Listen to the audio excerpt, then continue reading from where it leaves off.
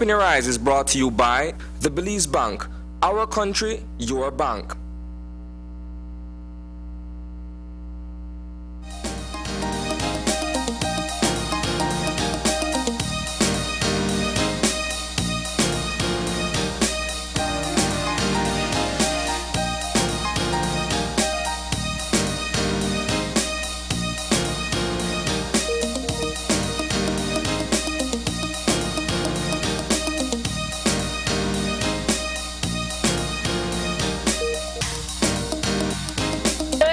And welcome to Open Your Eyes. Start your morning right. I'm April Martinez. And I am Isana Kaetano. Good morning on this lovely Monday to you all, home and abroad. How are you? I'm good. Yeah? Yeah. You're in a different color palette today. Very green, very earthy. I like it. I don't know what to say. I just kind of woke up late.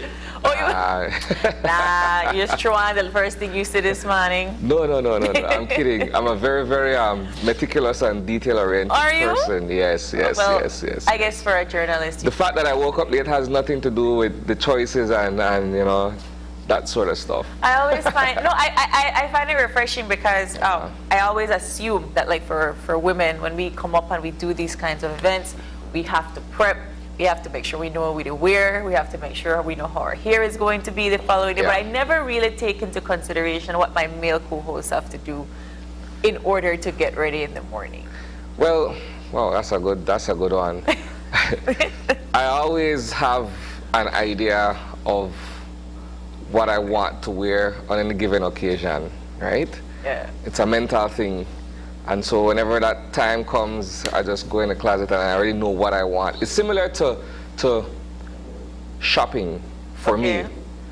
Like I already know what I want, so I know where to go, and it only takes me 15 minutes or whatsoever, in and out, as opposed to my female counterparts. It's a long drawn out experience. I not lie. That's actually what I do too when I'm going when I'm going shopping. I peruse if there's a Facebook page or an online page, and then I will go to said store. I can't be long in the store.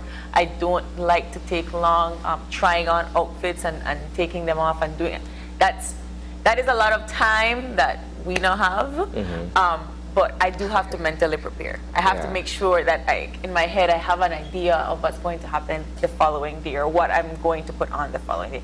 And I don't know why it's I guess it's just society in general, right? They look at how you dress, and for some reason that tells you how presentable you are, how formal or how informal you present yourself. Well, I'll be honest with you, like in a sense I'm traditional in the way I think, so that as a part of our Belizean society, it's the way that I also think, right? I had a culture shock, if I could use that description, many years ago when I moved to the States, where it kind of informs the way I look at things today as well. To say this, right?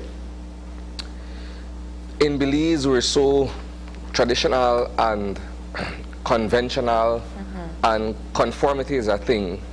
So that when we're applying for a job, when we're on the job, we have to have a certain image. It says it all, at least for us Belizeans. In the United States, that's like secondary or tertiary, that's not even a consideration. Their primary thing is what you bring to the table. And so as a result of that, they don't really care about your presentation, unless if you're a frontline employee or what have you. And I've always held this example that I shared with my friends and family members, right? In Belize, we worry about the necktie and the sport coat in 90-degree weather, which is, to me, completely ridiculous and meaningless. Not logical. Right? And then in the States, I had an IT tech who was like a genius at what he did. And he shows up to work, tattooed up, pierced, hair color.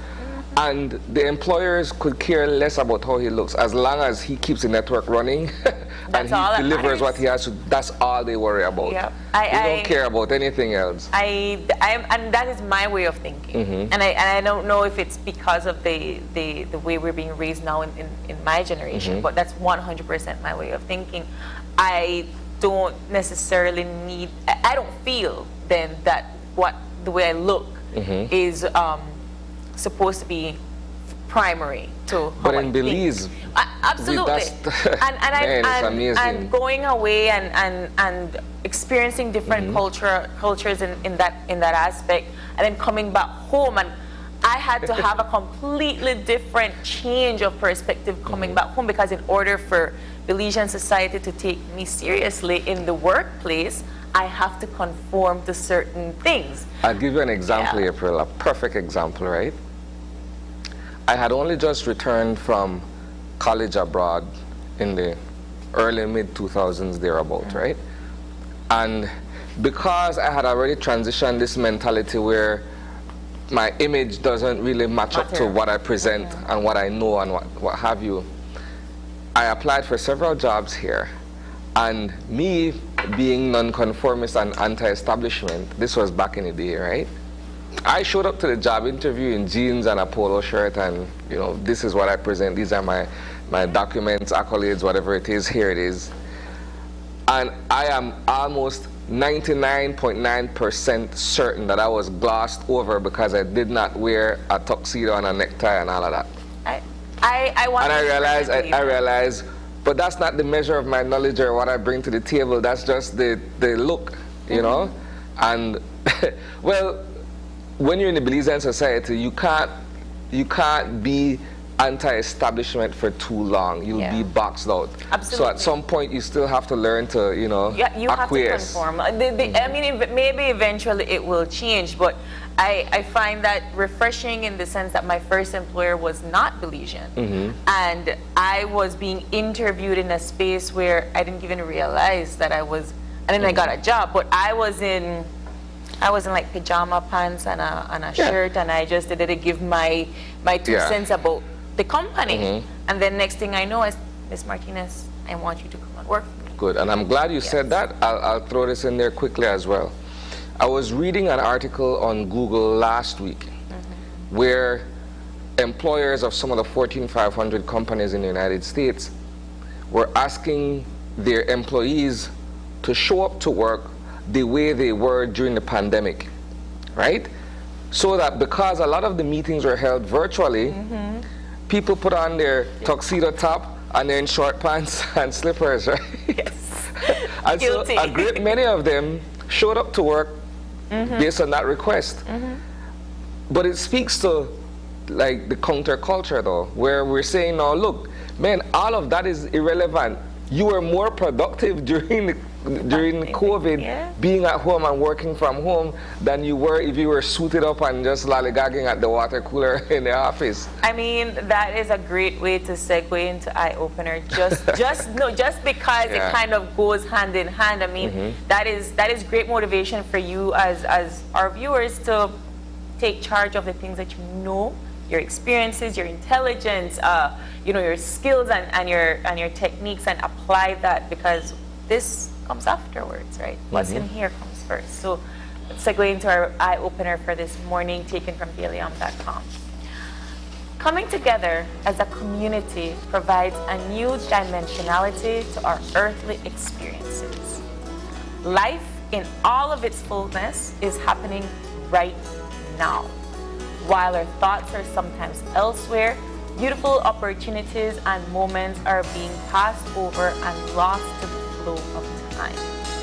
And though we cannot possibly fully experience each leaf that falls to the ground, sometimes we get so attached to reaching our goals that we don't pay attention to the wonder all around us. When we do that, we live in a world that exists only in our heads, and we miss life itself. There is so much to be enjoyed and appreciated that we need to remember to pay attention to the present moment, because it is the only space in which we can experience our life. Wow. A very short but impactful and profound eye-opener this morning. Living in the moment. For me, like, I feel at this present point in my life that I'm very much alive and experiencing life for what it is, right? I look at parenthood, I look at professional development and professional capacity, I look at being able to cultivate and nurture certain friendships and relationships with people. And so I am fully alive, and as much as I am growing older by the day, I'm also gaining the kind of experiences that I need to make sure that I am able to impart some of those knowledge, some of that knowledge, sorry, and some of those experiences to my children, right? And so if I were to look at the metaphor being used by the eye opener with each falling leaf, right? Each falling leaf represents a particular experience that you're having. Some or many of them are happening in real time, but you can't get so lost in the moment that you're forgetting that the big picture is being able to enjoy life for what it is. I took this eye opener rather differently in the sense that you need to enjoy life in its fullness. It is happening right now, so you have to take your chances, you take your opportunities, and you enjoy life. And I always think about this in the sense that I always think about retirement, and I know that is strange because I'm young, right? But I always think about why we tend to leave things up until we retire. Okay, you know, I want to do this one day, but maybe when I retire, I want to have the time for it. And I had a shock during the pandemic when I lost a couple of colleagues to the COVID, virus, right? Yeah.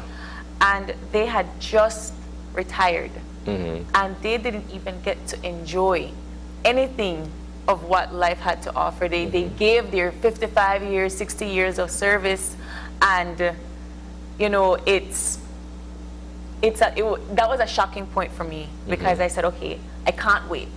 I can't wait to enjoy my life when I am of an age where maybe I'm no longer able, or maybe, you know, the universe is not going to grant me more years after I'm done. And so this, where it says life in all its fullness, it's happening right now, and you have to experience this space now while you are alive. That is how I take it. Experience and take all the opportunities now while I can and I'm able.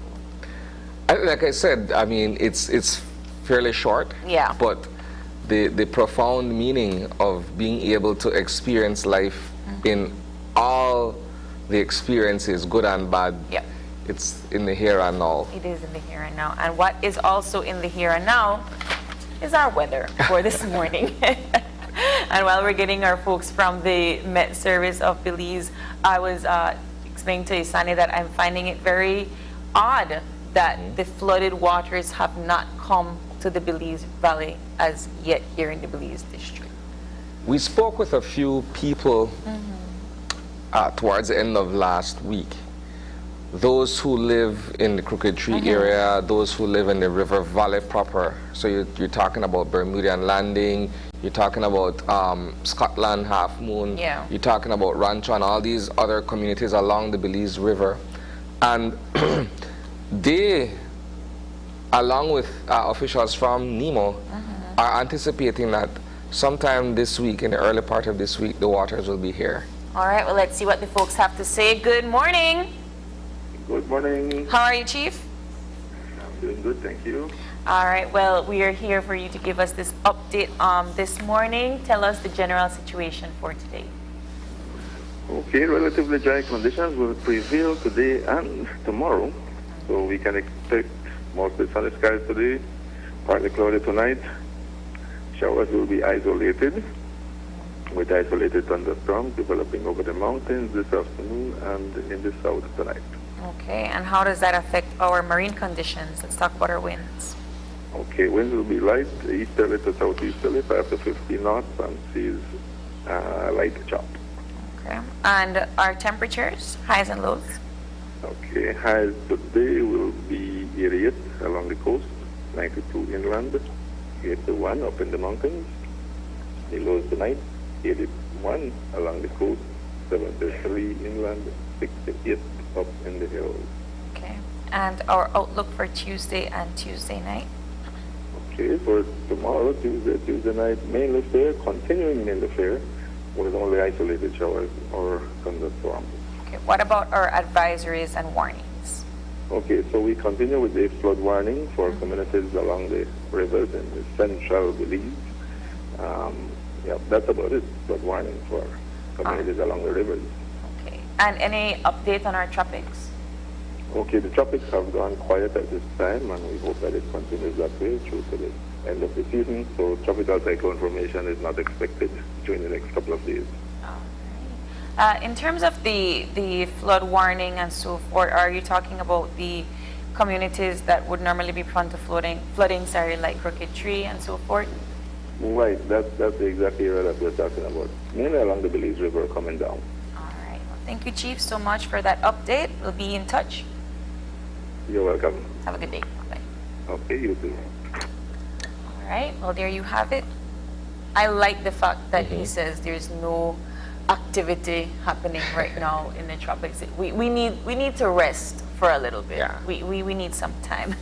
But we're moving on with our morning show for today with our eye on the news.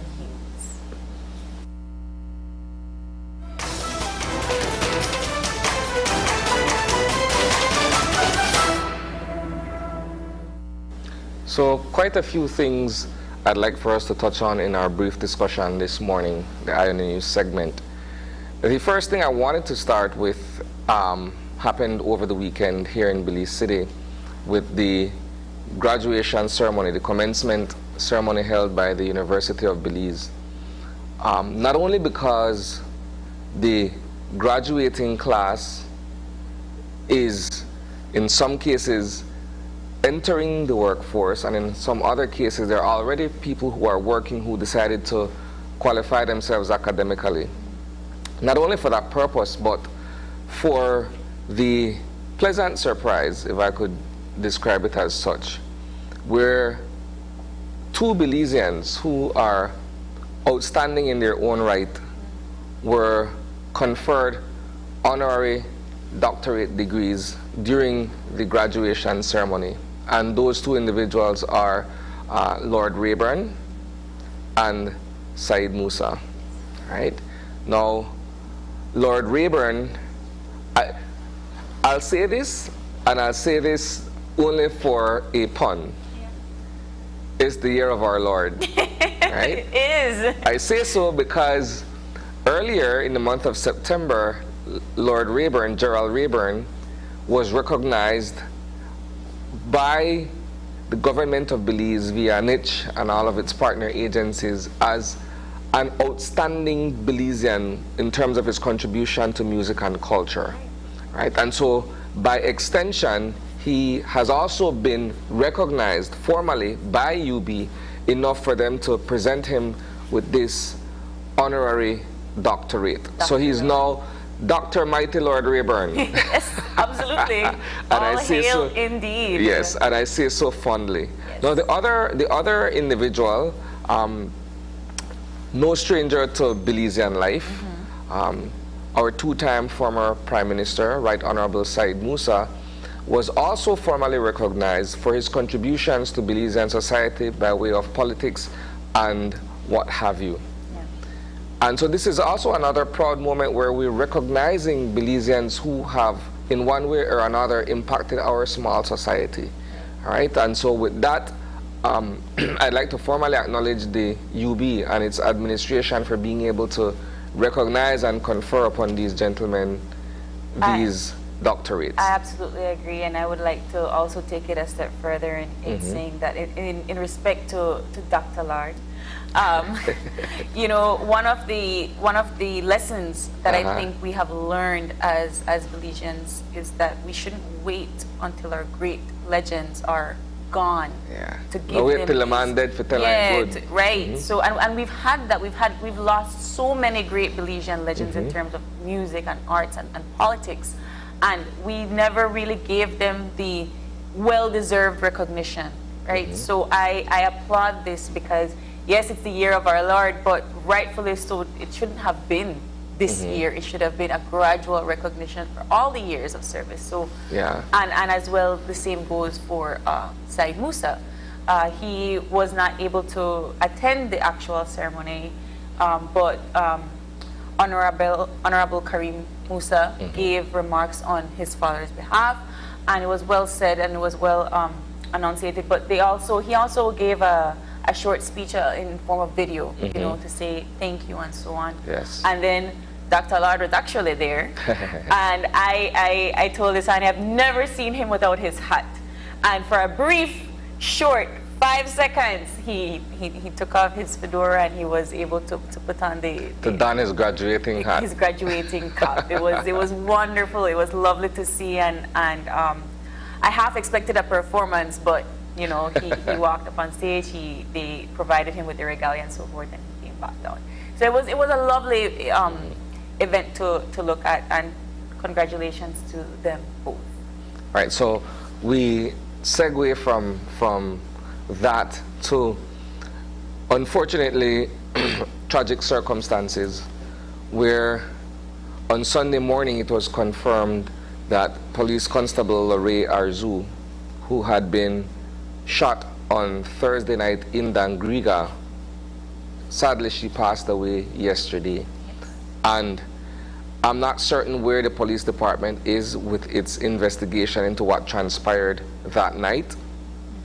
What I do know is that at this point, there still has not been a suspect in custody. Yeah. When last we spoke with Commissioner of Police Chester Williams, I believe this would have been on Friday morning, on Friday morning, sorry, mention was made that they have someone who they're looking for. Now, the identity or the description of that individual was not shared with us, right?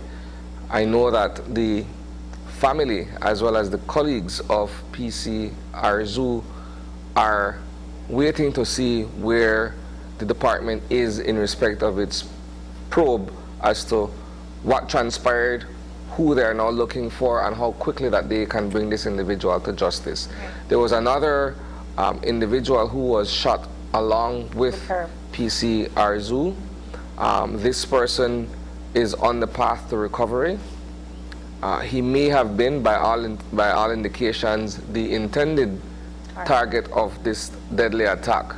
It just so happened that PC Arzu was a victim of circumstance, as we would describe wrong place, wrong time, kind of a scenario. And so certainly we will be following up with the police department this morning. It is Monday, and we usually have our Monday press conferences, right? You know, we had Dr. Koyar on the show last week, and we were talking about this incident, and she was shot in the head, you know, and bullet lodged in the brain. And it is unfortunate because he was begging for a CT scan for public service, and I think that one of the reasons why he didn't really mention it, but one of the reasons why it was so important for public service to have it is because they had to move her. Yeah. Right? And that bullet lodged in her brain. It could move. And that one small movement could have been what either saved her or created or led her to her detriment, right? And so it's not without justice to say that yes, it is something that is necessary. We need it due to these particular circumstances. So it is unfortunate that she was a victim of circumstances. It was unfortunate that she was at the wrong place at the wrong time. But it does go to show that there are certain things that we still need in progress in our system, like a CT scan for public service. Yeah. All right, so that is the other part that we wanted to discuss. Now, moving on, the principals of Caribbean International Brewing, the Chinese nationals who are responsible for Mine Beer, they, along with Senior Counsel Dean Barrow, returned to court in Orange Walk this morning, where an application has been made to retrieve the $3.1 million that was taken during an operation at the CIB facilities outside of Carmelita 2 Fridays ago.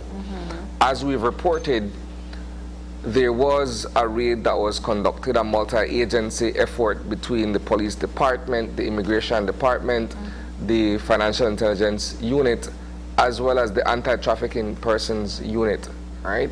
So it was a joint task force that was sent in to effect this raid, and during this operation, a number of Asian nationals were arrested for immigration offenses. Yeah. Right? They too have appeared before the magistrates court in Orange Walk with legal counsel Marcel Cardona. And in respect of the money, the financial aspect of it, they have retained the services of senior counsel Barrow to see if they can get back the $3.1 million. The context is that the FIU and the agencies involved would like to hold on to the money for a period of about 3 months, if not longer, while the investigation continues. Now, the argument on their part is, well, $3 million is legal tender. There's no rule or law per se that says you cannot have that on your premises as long as you're able to account for how the monies were come by, right? And so that is going to play out this morning in court. We have a team that's going to be out there to follow up with this development. We don't know exactly what the outcome will be at this point, so we're looking at that fairly closely. I mean, the interview that they had with Dean Barrow on Friday, yes. They seem relatively confident of their case. One of my questions when this news broke out was, what was the purpose of the raid in the first place, before we got all of the details. And for me, in order for you to have the warrant to have a raid, you need to have a list of certain evidences that are, you're looking for something, right? There is a hunch. So I am curious to see how this is going to play out in court in the sense of the defendant and the plaintiff. Dean Barrow seems to think that there is no case on the other side, that everything is in legal matters as far as they're concerned. I think he also made mention that one of their defenses is that the bank will only take X amount of dollars per day. Based on a deposit. Based on their deposit, therefore they have to have the monies, right? Another issue that did come up was the issue with immigration, right? Which I don't think is part of his. No. Deal, that is within Marcel Cardona's purview in terms of representing those Asian nationals. Right. So that is also, but that is also a part of the situation with the passports being locked in a safe and so forth. The possibility of human trafficking. Yeah. So that is also going to play out on a different part. We're going to be keeping a close eye on that situation as well, but we're going to be focusing on the Barrow case today. And finally,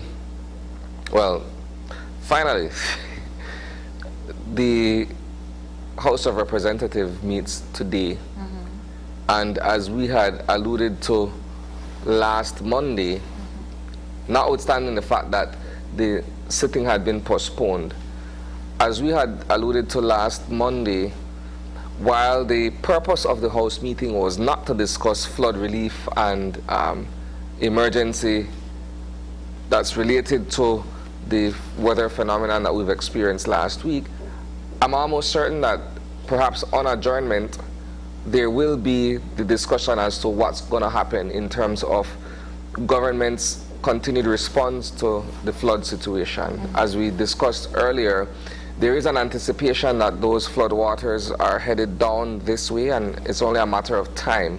And when that happens, the government has to kick into high gear to see how best that they could help to alleviate the situation of the inconvenience and the damages and everything that is associated with this kind of disaster. There is already a call for fund and relief aid and so on during the course of last week in certain rural areas and so forth. Not necessarily by just the government, but particularly some NGOs and so on. So that is already happening with or without the discussion of the assembly meeting. But regardless, it has to be a part of their agenda, especially since it's not over yet. Well, I say that it is expected that it will be brought up, because if I recall correctly, the last House meeting that was held, the member, the representative for Cayo South, who's also the Minister of Infrastructure Development and Housing, had presented a motion for, I believe, $12 million that would have been used for repairs and for damages associated with a previous weather or natural disaster event. And so it's going to be interesting to see what that plays out. Yeah, and what, if any, will be the supplementary or whatever they're going to go to the House for in this particular circumstance. That being said, my final note is a congratulations, a big congratulations to the Belize High School for going to Geneva, Switzerland. And representing Belize, the small Il Jewel, in the robotics competition and placing gold, right? Earning the highest distinction in that particular category. And so they, as far as I'm concerned, as far as I'm being told, are returning to Belize, and we will be certain to get an interview with those young winners. They've made us proud. You know, we've seen the Belize High School perform or participate in small activities such as these ones, because that is kind of where their niche is in terms of technology and robotics and so forth. And I'm so happy that we're able to see the fruits of their labor come out, and we haven't seen the last of them. I know that this is just one of the bigger competitions. I'm sure that after this, they will be competing more and more so in other areas and so on. But it's refreshing. It's refreshing to see young, intelligent minds put their hard work to the test and to see it pay off in such a wonderful way. Of course, congratulations to all of them, and congratulations to the support that they have, not just from the school, but from the parents as well. Yeah, right? I think the Belize Tourism Board has also been instrumental in assisting with this. I know that Minister Anthony Mahler has mentioned in previous interviews that they were a part of, you know, getting this team out there to represent Belize and putting the country on the map, in a manner of speaking. So kudos to him as well for lending that support. It also kind of goes to show that this particular administration right now is doing their, you know, inter-ministerial works, because this particular robotics course is part of what the Ministry of Education is trying to put out in terms of their STEAM program, right? Science, technology, education, arts, and mathematics, right? Engineering, mathematics. So it's one of those areas where you're seeing slowly but surely these efforts being placed into the school and seeing it pay off in such an extreme way. So congratulations once again to these students, and we can't wait to hear all about your experiences. Perfect. So that being said, that does it for us on the IONI News this morning. Certainly details of these stories and more you will be able to catch at 6 o'clock on News 5 Live. If you're not around your television, you can always stream our content on Facebook and YouTube.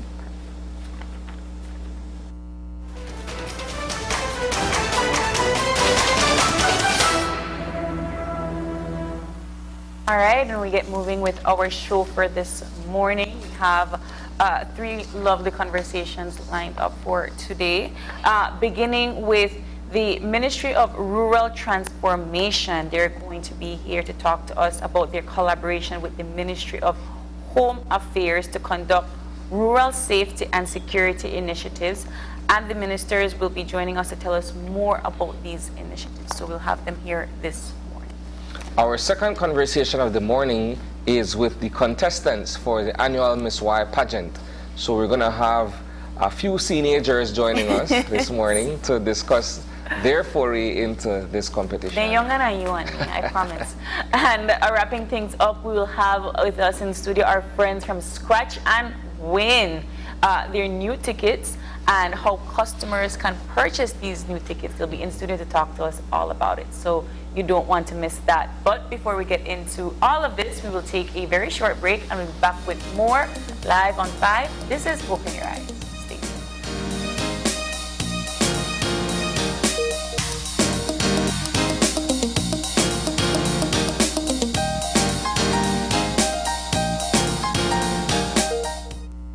Hola usuario de eCash, la aplicación eCash está disponible en español. Cambiar el idioma de tu aplicación de eCash de inglés a español es rápido y sencillo. Deja mostrarte cómo se hace. Primero, abre tu aplicación eCash. Introduce tu PIN. Toca el icono More en la parte inferior de tu pantalla. Selecciona Security. Selecciona Language. Y luego selecciona Spanish. Vuelve a introducir tu PIN y ya está. Tu aplicación de eCash está ahora en español y puedes seguir disfrutando de tu cartera digital eCash.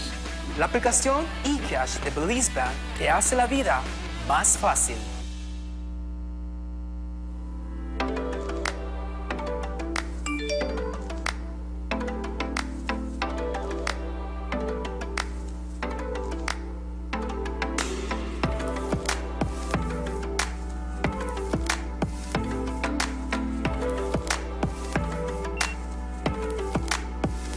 Excuse me, sir? Yeah. But how can you pay with your phone? B-Box. What? What is B-Box? B-Box have been his newest rewards program. Really? Where I could get it from? Man, check on the website bbox.bz or you could download it from the App Store. And if you still don't know, check that young lady there and she'll hook you up. I will surely do so. Good afternoon, miss. Can you hook me up with B-Box?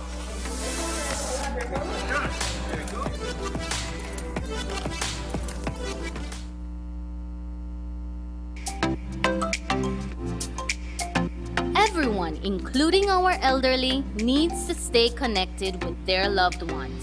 With Smart's Golden Citizen broadband program, senior citizens can sign up for 10 megabytes of unlimited internet at a low monthly cost of $25. Citizens over 65 can sign up with a valid ID and receive free installation plus 1 month free on selected broadband plans.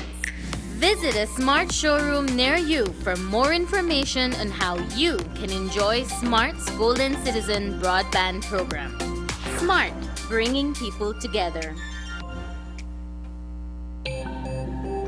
Great Belize Productions Channel 5, proud winner of 9 Caribbean Media Awards for 2021. Best Investigative Report, Best News Item, Best Coverage of People with Disabilities, Best Financial Literacy Journalism, Best Videographer, Best Television Commercial Spot, and the People's Choice Award, with 2 special mentions for Financial Literacy Journalism. Are you looking for low-cost television advertising? Have we got a deal for you? Advertise on Channel 5's Daily Classifieds. Channel 5's Daily Classifieds is one of the most effective methods for introducing yourself and your business to the community. Use our Daily Classifieds to recruit employees, promote specials, promote your products or services, promote a business opportunity, increase traffic to your website, and advertise items you have for sale. Let us help you to save valuable time and money. Call us today at 280-0013 or visit us at our offices on Coney Drive to discuss how we can help your business grow affordably. Channel 5's Daily Classifieds. Advertise today.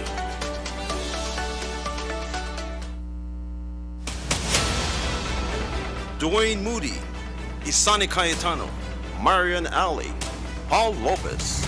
Your News 5 Belize teams do whatever it takes. Go wherever they need to go, so you can catch the story wherever you are, whenever you want, on whatever device. Channel 5 Belize on television, Facebook, Instagram, and YouTube. Because news is now everywhere, all the time. And so are we. And we'll be back in a few, so stay tuned. Thanks, Jen. Hey there, we know you have to head out to work shortly, but don't forget that you can stay tuned by watching us on our Facebook live stream. Find us at Open Your Eyes BC, and you can continue watching there. You can also download Facebook Watch on your streaming device, and you can watch at your own convenience. And for all the behind-the-scenes fun, follow us on Instagram at OYE Belize. So, find us and follow us today.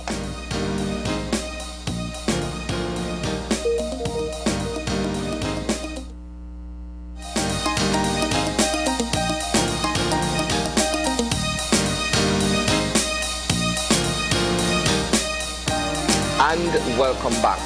In studio with us this morning are two members of the government of Belize. We have with us the Minister of Home Affairs and New Growth Industries, the Honorable Musa. Good morning. Good morning, Isani. And we also have with us the Minister of Rural Development and Labor and Local Government and all the etceteras, Honorable Oscar Rekenya. Good morning. Good morning. Good morning to you all. Good morning, Belize.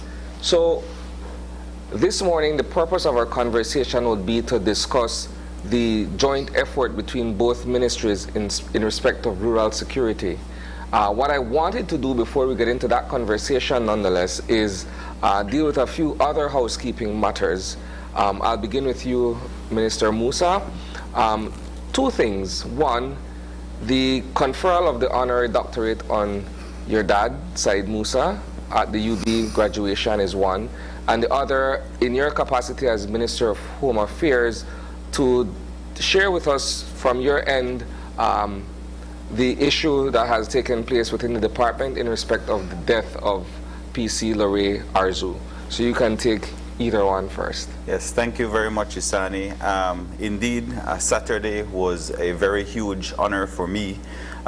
Firstly, as a Minister of Government, to be present and to share in such a special occasion with over 700 graduates. I am told that countrywide there are over 1,000 graduates from the University of Belize. 70% of females, which makes me want to sing the Beyonce song, Who Runs the World? But hopefully 2023, the guys can bounce back and make up those numbers. But it was truly definitely a special moment for me as minister to be there with all the graduates, but also as a proud son. To be there on behalf of my father to receive this very well-deserved distinction from our national university.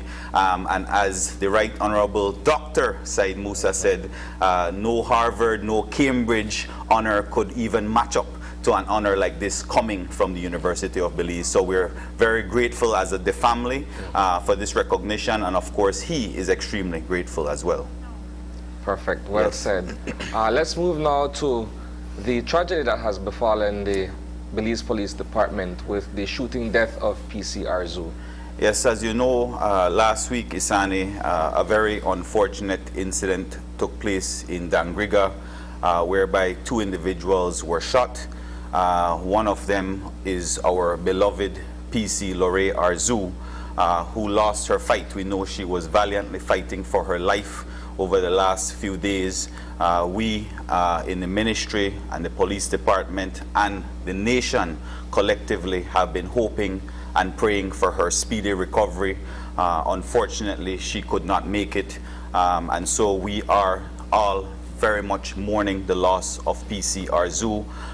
Yesterday, while we were in Dangriga on our rural tour, we got word of her passing. And so we were there to share in that moment with the brothers and sisters in the Dangriga formation in a moment of silence in recognition of her sacrifice as a police officer. For me, it is very near and dear because she is a member of Squad 95, and as Minister of Home Affairs, that is my first squad that graduated last December. So it's a huge loss to Squad 95, and of course to the greater police department, and of course to the nation of Belize. I'd like to switch over now to you, Minister Rekenya. Two things as well. One, the formation of the Labor Complaints Tribunal. That announcement was made on Friday. Right. All right, with the members who make up that particular working group. That's one. And two, as the area representative for Toledo West. As well. Perhaps anything in respect of the recent flood situation that, well, we're still dealing with. So you can take either one. Well, first of all, thank you very much for the opportunity. And indeed, yes, last week, you know, we sent out a press release in which we said that, you know, the Labor Complaints Tribunal is up and running. It's fully functional. I want to start out by saying that, you know, there was amendment to the Labor Act in 2011 that provided for the establishment of the Labor Complaints Tribunal. Of course, that was done in 2011, and nothing really was done until 2019, when there was an appointment to to the Labor Complaints Tribunal, but that did not really get off the ground other than appointing them. And I think they started looking at, the framework within which they would work. Other than that, that was basically it. So it was up until after we got elected to government and I was appointed the Minister of Labor that we saw it very necessary and very important to put in place the Labor Complaints Tribunal. As you know, the main function of that tribunal is to deal with, wrongful termination, on unfair dismissal from work. It's a very, very important issue. And as you know, Belize has signed on to, several conventions. We're a member of the International Labor Organization, and as such, we're expected to adhere to these conventions. And certainly, the Labor Complaints Tribunal is a part of that, agreement that we have signed. So I'm happy to say that we put in place the tribunal. It's tripartite in nature, meaning that government, the National Trade Union Congress, the business community are all represented, and we have other representatives. And I want to start off by saying that we are very grateful to the members who have volunteered to serve. We have Attorney Anthony Sylvester heading that tribunal, and he is supported by other members of the tribunal. And they have gotten off to work very hard. I must say that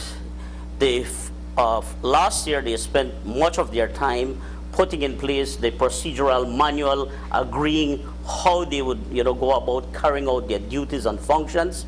And I'm happy to say that the first week in October of this year, they completed their first hearing, and they are ready to present that report. Again, there has been a lot of cases before the tribunal. I believe the number now stands at 129, I think it is, cases that we have. And certainly the tribunal is working very hard. On behalf of the ministry, I want to take the opportunity to thank them and to congratulate them for their hard work. This is very, very important. We have to ensure that we take into account the issues and concerns of our labor force. Very, very important. Great. With regards to Toledo West, thankfully, thank God, last week with the passage of Tropical Storm Julia, well, I think it was a hurricane. Toledo West got a lot of rain. For the most part, the areas that were affected were just the roads. The roads continue to be an issue. The Ministry of Infrastructure Development is working very hard to address that situation, but there's still a lot of work that needs to be done. But in terms of flooding, thankfully our people were not severely impacted.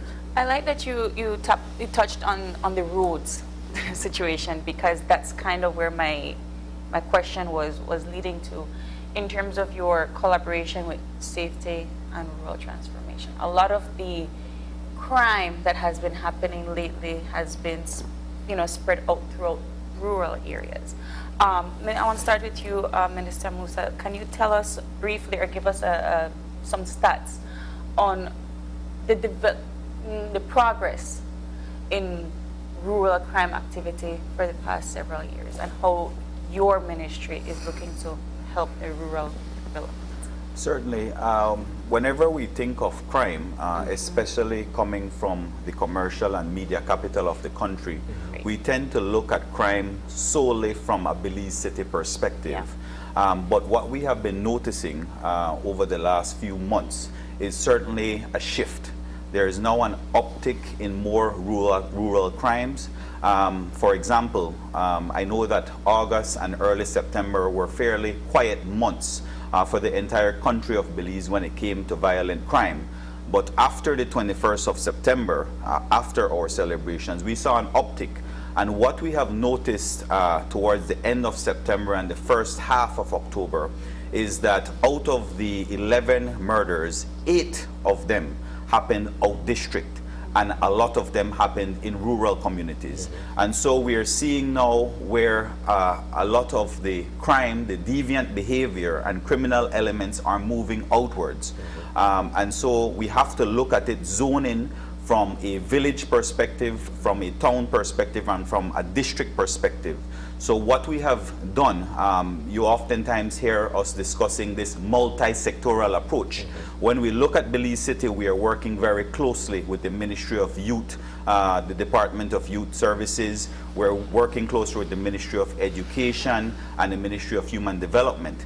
Now that we are expanding and targeting our operations across the country, we have called upon, and they have answered our call, the Minister and the Ministry of Rural Transformation. And so what we are doing is actually being very proactive. We started off the tour in Punta Gorda on Saturday, and so we had all the villages. How many villages are we talking, Minister? Yeah, 53 villages. 53 villages, all coming together, the chairman of the villages, the alcaldes coming together, offering what they view as the solutions to crime within their community. We're seeing a lot of chopping incidents. We're seeing a lot of domestic issues, and a lot of them come out of individuals being intoxicated. There's misunderstandings, and there's this inability to have conflict resolution. And so we see where it is that we can intervene as a ministry through domestic violence campaigns, of course through greater mobility of our officers, providing them and equipping them with the resources.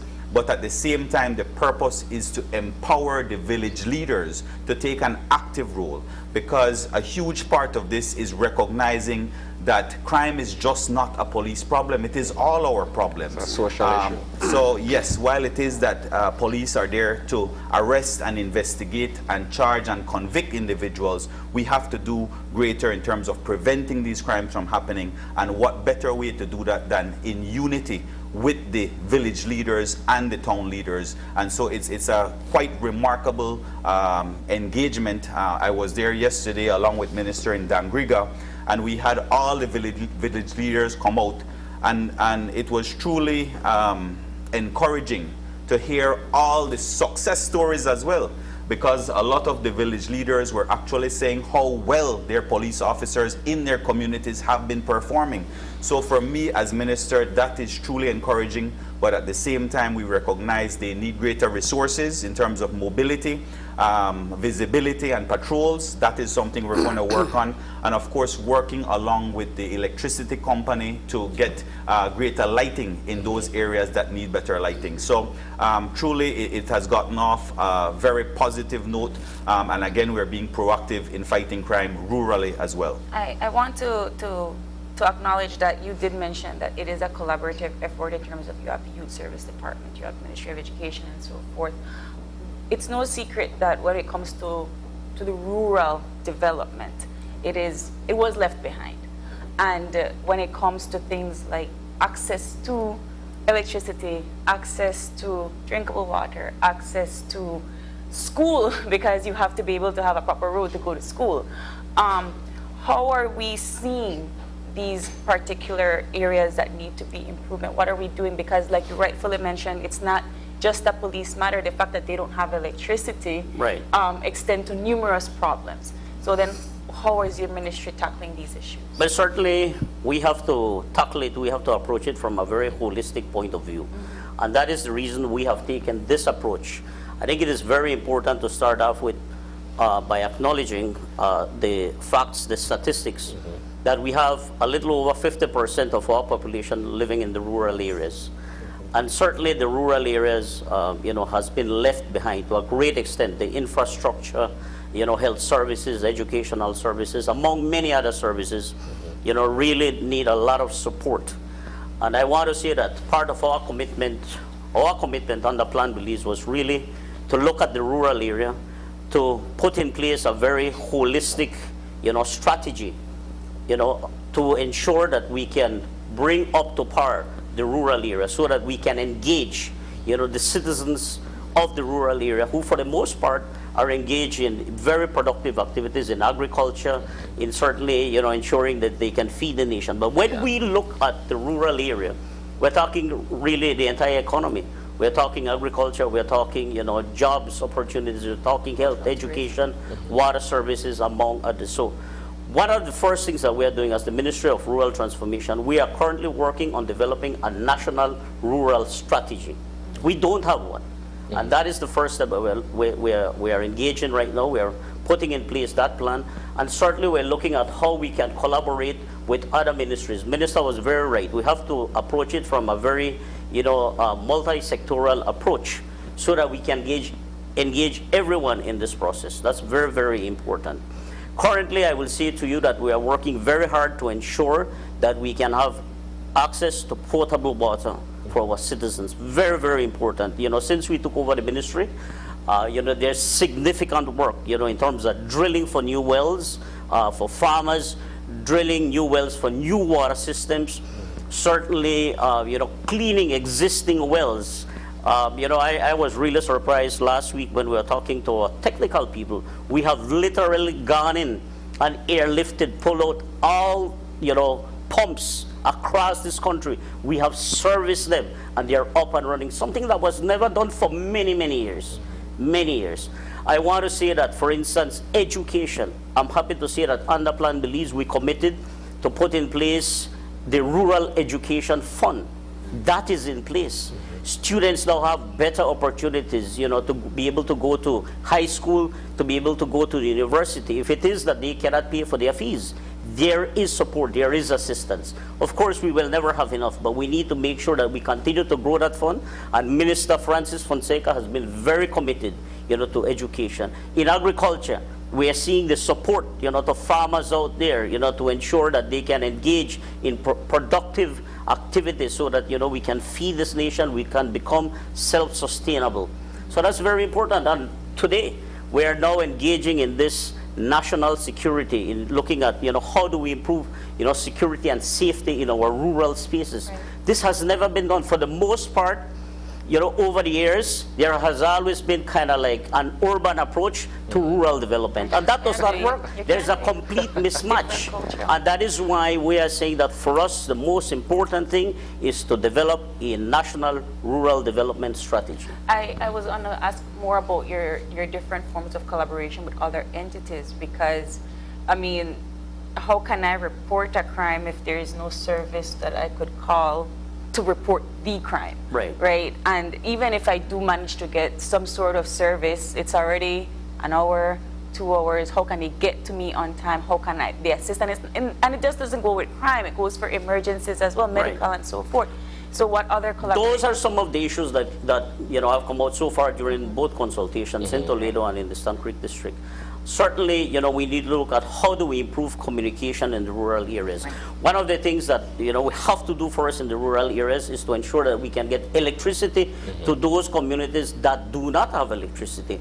Because you cannot install communication services if you do not have access to electricity. I'm happy to report that in the Toledo district, we already have in place, agreements with the European Union where we are going to put mini-grid systems in Jalacte, in San Vicente, in San Benito Poite, in San Carlos, and other communities in the Orange-Walk district. I think we are tackling a total of 5 or 6 communities that are already in the plan to be able to, put in place a mini-grid system for them to be able to access electricity. That is progress. Once they have electricity, we can put in place communication towers. The companies can come in, and certainly our citizens are going to be able to communicate in a timely basis. So these are areas that we are looking at. What percentage of the country would you say has not been electrified by now? Because I think electrification is very important as a part of rural development. Yes. So if you look at the entire country of Belize with all 6 districts, what percentage would you say is left without electricity? If my memory serves me right, I think we have a total of about 30 villages across the country that still do not have electricity out of about 192 villages across this country. But we are working very hard. We are collaborating with the European Union. I must say that our ministry, the government of Belize, is very thankful for the support that we are receiving, and certainly we are looking at working with the Belize Electricity Limited as well. Bear in mind that there is currently a project underway that is going to electrify Medina Bank, Golden Stream, and Indian Creek. Again, that project came with the support of the United Arab Emirates. and it's a joint project with the Belize Electricity Limited. So currently all the lines have been put in place. They are setting up the power plant that is about to be completed. And after this is to ensure that we can look at the issue of connections, connecting the homes, so that people can have electricity. So we are moving forward. We are moving forward. It is going to take us some time, but we are determined. And that is why, as a government, we are working very hard to ensure that we can support so that we can engage our rural spaces. I have another, sorry. I have another question to ask, but at this point I'll segue to Minister Musa. In terms of this particular initiative, from the political level, from the Ministry of Home Affairs, it's one thing, but what buy-in does the Belize Police Department have in terms of either putting more boots on the ground, quote unquote, in some of these rural areas? And I would gather that you're looking very closely at some of the trends or the patterns that are taking place so that you'd be able to deploy more officers in those areas. Can you speak to us on that? Sure. So the overall purpose of this engagement, of course, it is to have the village leaders communicate with the ministers at all levels and the respective area representatives. And thereafter, we're going to formulate a strategic national plan, an action plan, if you will. Like I said, there are various issues that come out at these forums. In particular, yesterday, going back to what April was asking, how many other ministries are engaged. For example, just coming out of yesterday, we realized that we need to engage the Ministry of Human Development in a domestic violence campaign within the rural communities. We recognize that we need to communicate with the Minister of Public Utilities so that there can be better lighting in certain communities. And so while it is that those ministers are not at the head table with us, we are that filtration process. And so it's not just important for us to have ministers there, but we have our technical staff there. So minister has his technical people taking notes who will formulate the reports, as well as we have our police officers, the regional commanders, as well as the OCs from the respective communities there to take notes. And it is that collaborative effort that we will then present this national plan, and therefore we would have a course of action to take with respect to the various points that we want to tackle. I really appreciated the fact that Minister Kenya mentioned that for most of the time people take an urban approach to rural areas. It's a very different culture, right? How was your trip? Going and trekking to some of these villages, well, unfortunately, I couldn't make the first leg of the tour in Punta Gorda because I was at the graduation ceremony on Saturday. But going down to Dangriga, we went on the coastal road. Thankfully, the waters had subsided and we were able to pass freely. But certainly, there are challenges down south and as in other parts of the country that we need to work on better roads. Right. So in keeping with that question, you did mention that you are speaking directly to the various alcaldes in the different communities. What has that communication been like? What are the needs? What are the needs that they need to be addressed? And how are you planning to sustain this communication? Because, you know, a lot of the times people say, then come and then go and then they forget Bowie. So then how do you plan to keep that communication going? Yeah, so there are low-hanging fruit that we can tackle immediately. For instance, the Commissioner of Police, who is currently in India with the national heads of commissioners worldwide, he has given a directive prior to leaving that in fact we need greater enforcement of the edge tool law, meaning you cannot have a sharp object on you. We notice again the trend in rural communities. They are resorting to chopping, they are resorting to stabbing, and so we need as a police department to tackle those issues specifically, as well as public drinking. A lot of the villages, as you know, rely on establishments getting a liquor license in order for them as a village to get revenue. And so it's a two-way street, because with greater establishments having liquor licenses, there's greater intoxication levels within these communities. And so the police is being tasked to enforce the public drinking laws within these communities. And so those are the easy ones. Now looking ahead, we need greater mobility. I was serious, but at the same time joking with Minister. I say you do realize we need more vehicles specifically for the rural communities.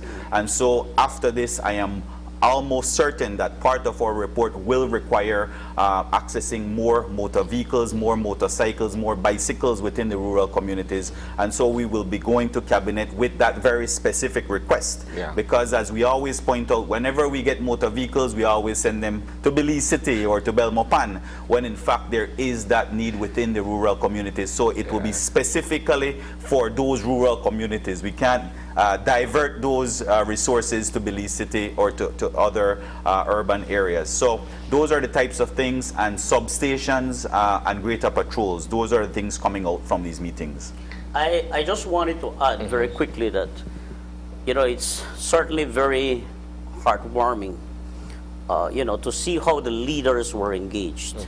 And I must say that it's very clear that our leaders in the communities, whether it's the alcaldes or the village chairman or their councils, they are very committed to fighting crime. They want to maintain, you know, safe, peaceful communities. And they are very open, you know, to working hard, collaborating with, you know, the police, with our ministries, and certainly with the government, because they understand that, you know, they are the first responders. You know, they are the first ones to ensure that there is safety, you know, in their communities. So they're very much engaged. To just add a little bit to what Minister said, one of the commitments we made is that, you know, we want to engage with them at least once a year. At least once a year. We want to go back. So certainly coming out of all these consultations, because it's going to be across the country, you know, our report is going to be generated, and it's going to go to Cabinet, and certainly, you know, an action plan is going to be put in place. But we will continue to meet with our leaders and engage them to see how we can continue to strengthen what has come out of these consultations as we go forward. How do you plan to, I know you were in the south, and I assume that you're making your way throughout all of the villages. Once a year, I think, might seem not that much, a little bit, but I understand there are various communities throughout the country. How are you planning to address the different various cultural initiatives in each country? One not work for the other, right? Yes. So how do you plan to balance that out? Well, I think that that's very important. That's the whole reason why we put in place the consultations, because we have, you know, every community, you know, every district has their own, you know, distinct characteristics, their own needs, their own concerns. What may necessarily work for Corozal may not work for the Toledo district, and that is the reason why we have to engage, you know, our people. And certainly, we are very mindful of, you know, the cultural, you know, characteristics, you know, the cultural differences, and we have to put in place an agenda, a plan of work that is going to certainly take into account all those necessities. I also want to take the opportunity to thank the police, because, you know, for both sessions we have seen where, you know, the police came out very strongly, especially yesterday in Dangriga. We saw a very strong presence of the police department, and certainly we got their commitment, you know, that they are prepared to continue to work hard. One of the very recurring themes that, you know, kept coming out was this whole issue of domestic violence in the rural areas. And as Minister said, you know, certainly we will have to engage the Ministry of Human Development and other agencies to see how best we can provide support, you know, to our rural areas to address specifically the whole issue of domestic violence. My question here is, excuse me, oftentimes we embark upon these consultations where we get feedback from members of the public in various capacities. We produce a report and it just sits on a desk somewhere, and very little of it becomes actionable. What commitment is being given by the government, by this present administration, that beyond just the report, that there will be some form of short, mid-term, and long-term action that succeeds this process? Isani, I can say to you that I totally agree with you. In fact, it's an experience that we met, you know, when I came over to our ministry. We saw, as I said, the Labor Complaints Tribunal. We saw the Labor Advisory Board, you know, and many other committees that we have in place that are very dormant. But we made a commitment to the Belizean people that we are going to be different. We are going to work hard to ensure that we turn this around. And that is why today we have the Labor Complaints Tribunal up and running and functioning. We now have, for instance, a child labor policy in place. You know, we have the Labor Advisory Board functioning, working. These are the commitments. So a lot of times, you know, it has to be the level of commitment that we give to these initiatives. And certainly I can say to you that we take this very seriously. We are hell-bent on ensuring that we address the issues of safety and security in our rural areas. So we will ensure that we take it to the highest level. As Minister said, once the report is generated, you know, and the plan of action is developed, we take it to Cabinet, and I'm certain that Cabinet is going to give the mandate and the resources for us to move forward. Yeah, citizen security, Isani, is something extremely important, not just from a Ministry of Home Affairs perspective, but for overall economy. For tourism, for instance, in Placencia and in Hopkins. These are villages as well. These are rural communities as well. And we know how valuable it is. And so we as ministers, we as cabinet recognize the importance of citizen security and recognize the importance of nipping it in the bud. Like I said, this is a proactive approach that we've been taking. It's something that our respective ministries have been planning for the last 4 months. And certainly now is the time that we're going to act on it. And so it has the buy-in at the ministerial level, it has the buy-in at the technical level, and certainly at the cabinet level.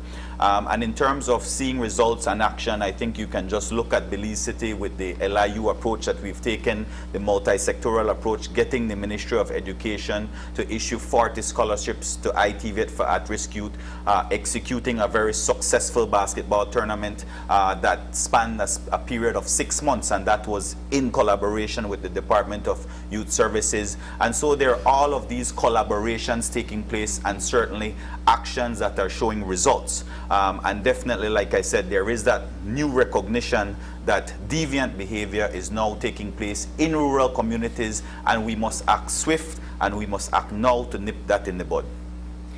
So let's hope that by next year around this time we have different results for our rural communities, and we could actually access our rural communities. I think a very important element here in this discussion is also to look at what is it that we do for our young people. Because certainly while we are speaking about addressing the whole issue of crime, we also have to ensure that we put in place programs and opportunities for our young people so that we can get them engaged in positive activities and certainly move away from the whole issue of crime. And that was going to segue to my final question, because we're here discussing the various social issues, right, in terms of alcoholism and what have you, domestic violence.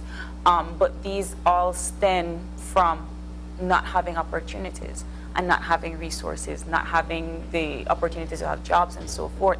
And naturally that you know, stems out and branches out into different various social issues. So what are the plans, if there are any, in action to provide said opportunities for people in rural areas? Certainly the model that we have devised in terms of the LIU and creating these opportunities, both education and employment-wise, that was targeted specifically for Belize City. So what we're looking now in terms of this consultation from the rural community is how can we expand this model that we have come up with for Belize City, because still currently we have so many young people. We have 300 young men and women currently engaged in employment opportunities through the Behavior Modification Unit and Mr. William Dawson. That intervention process oftentimes goes overlooked because we look at the number of murders taking place, not at the number of murders we have prevented. For instance, last week, just in the Gongolong area, there was an inter-gang rivalry, and the LIU stepped in and diffused, brought them to the table, had communication with them, and there was conflict resolution. And so whenever we see these flare-ups, we certainly take a very proactive approach instead of having it blow out of proportion.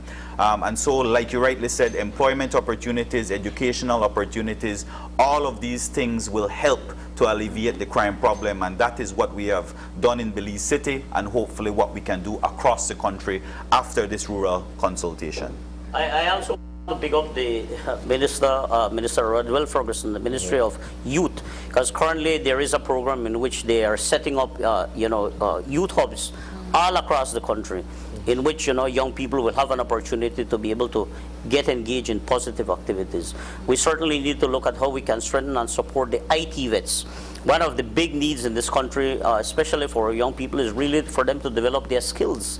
A lot of times we have a lot of young people who do not have the skills. So we certainly have to make sure that we continue to strengthen, because there are programs in place already, but we need to strengthen them, we need to support them, and that is why I feel very passionate about this rural education fund, in which we are seeing more and more young people getting the opportunity to either to go to a secondary school, to go to IT vet, or even to tertiary level educational institutions. Perfect. Well, Minister Musa, Minister Kenya, thank you both so much for joining us this morning.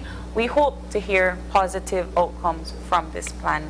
And again, we just want access, right? They want access. Everybody wants access to food, water, and light. Yes. So thank you both. Thank you very much as well. Thank you, Belize. Thank you. And with that, we are going to take another short break, and we'll be back with our second conversation for this morning. So stay tuned.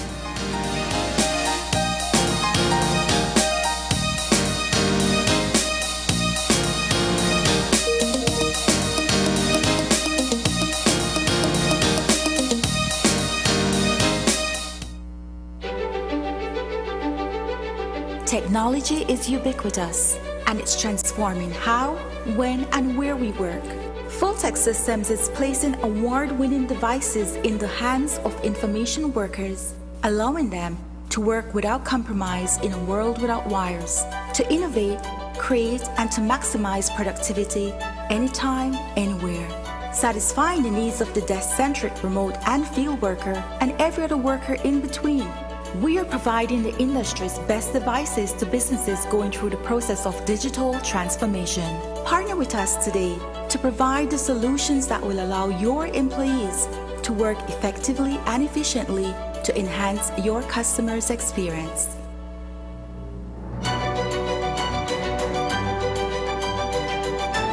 Full-Tech Systems, your technology center, where you'll come for the price, but stay for the service.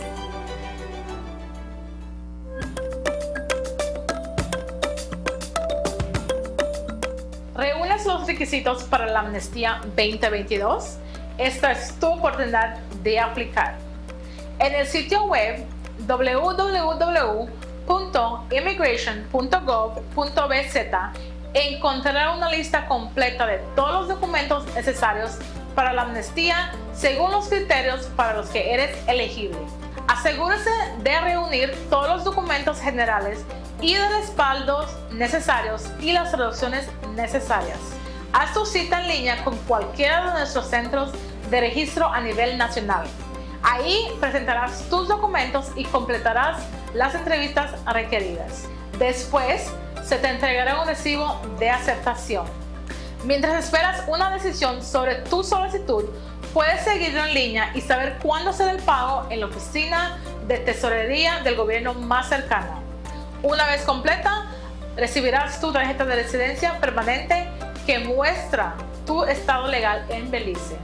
Obtenga más información sobre la amnistía 2022 y cómo presentar tu solicitud en línea en www.immigration.gov.bz. Prepárate, el plazo de inscripción será del 2 de agosto al 30 de noviembre de 2022. Amnistía de Belice 2022. Continuemos construyendo Belice juntos.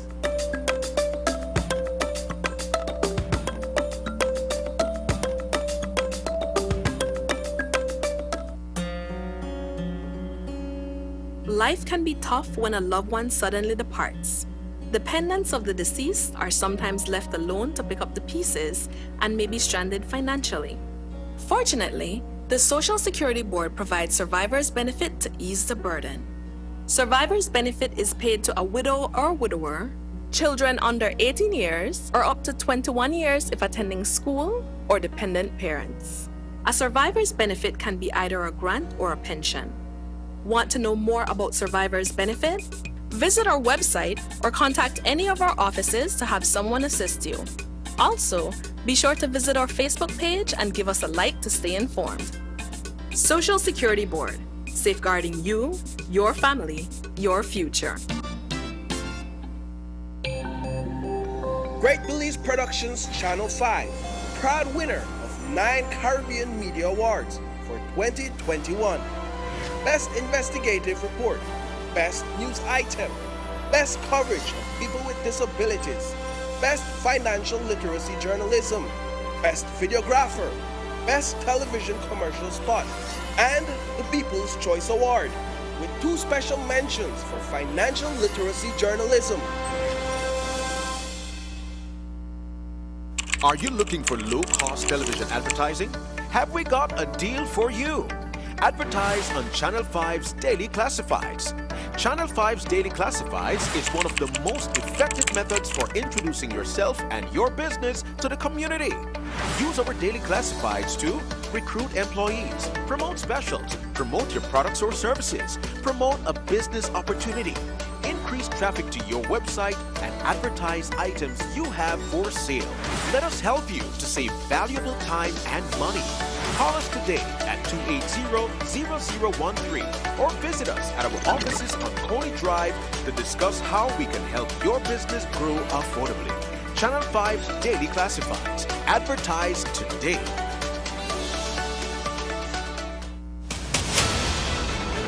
Dwayne Moody, Isani Cayetano, Marian Ali, Paul Lopez. Your News 5 Belize teams do whatever it takes. Go wherever they need to go, so you can catch the story wherever you are, whenever you want, on whatever device.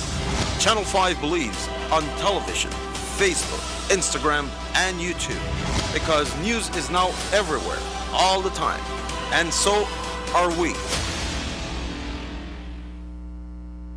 Whether you're at home, on the road, at work, or at school, if you see news happening or suspect that something might be up, call or text the Channel 5 News Belize tip line at 672-5555. You don't have to give us your name, just give us the tip. That's 672-5555.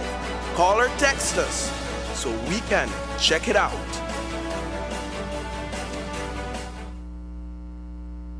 When someone you love becomes a memory, the memory becomes a treasure. Channel 5 introduces the Daily Obituaries. The Daily Obituaries will broadcast all death and funeral announcements and memorials to honor your loved one's life and memories. The Daily Obituaries airs on Channel 5 prior to the evening newscast, with subsequent repeats at 10 p.m. and 12 noon the following day. It will also be placed online on our social media platforms, all for a standard package fee.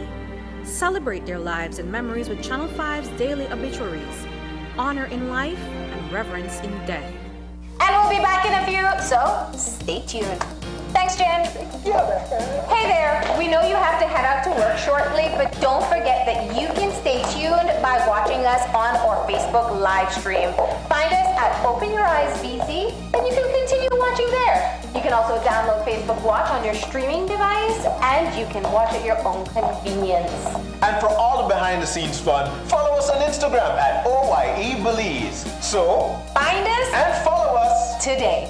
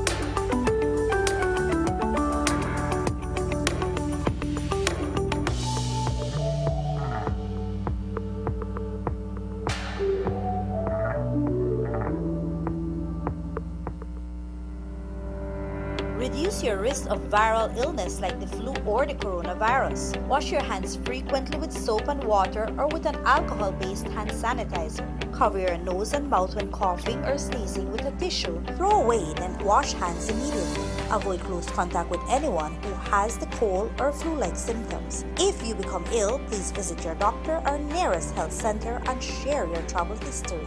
A health and wellness message from your Ministry of Health.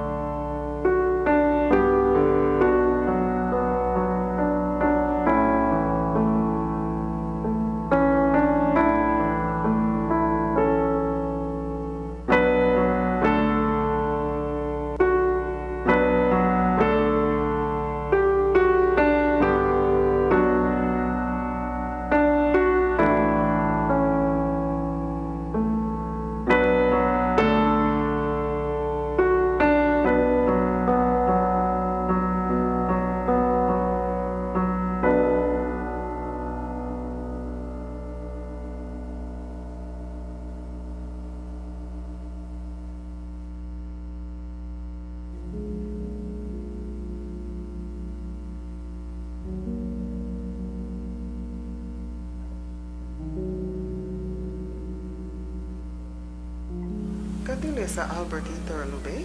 Ingita nomada. Naba santi golida ligaburi. Asa talida l'escuela abro hatia. Afia na lo ni la mege do.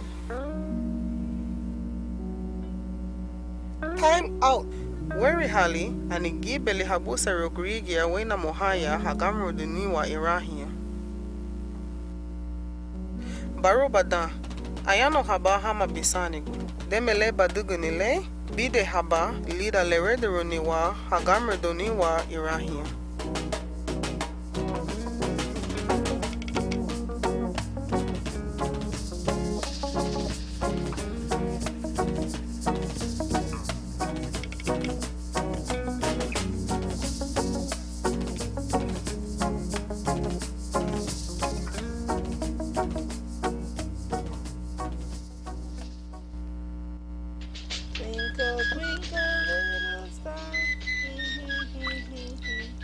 Morning, John. Your baby they grow up fast and he looks so cute. Natural? He on a light bed and I love the fact that I always have clean water to take care of. Yeah, you know you're lucky because when I'm in the group, my picnic, the problem to get clean water for bathing and feeding. The water board only charge a small monthly fee for clean water and so people not like the idea at all. But for me, it's more than worth it. Girl, you know you're right. I see it as an investment because if we don't pay, then we don't have clean water by the time the MJ grow up. So that's definitely an investment. One investment in a life. Pay your water bill today and guarantee clean water tomorrow. The Department of Rural Development is working on achieving Goal 6 of the Sustainable Development Goals, which is to ensure access to water and sanitation for all.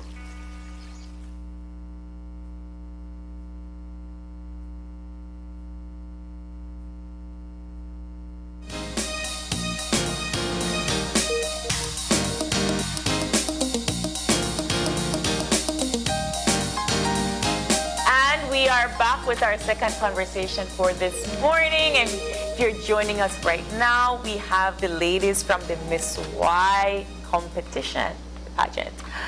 We have participant number 1, Julie Gilhari. Good morning.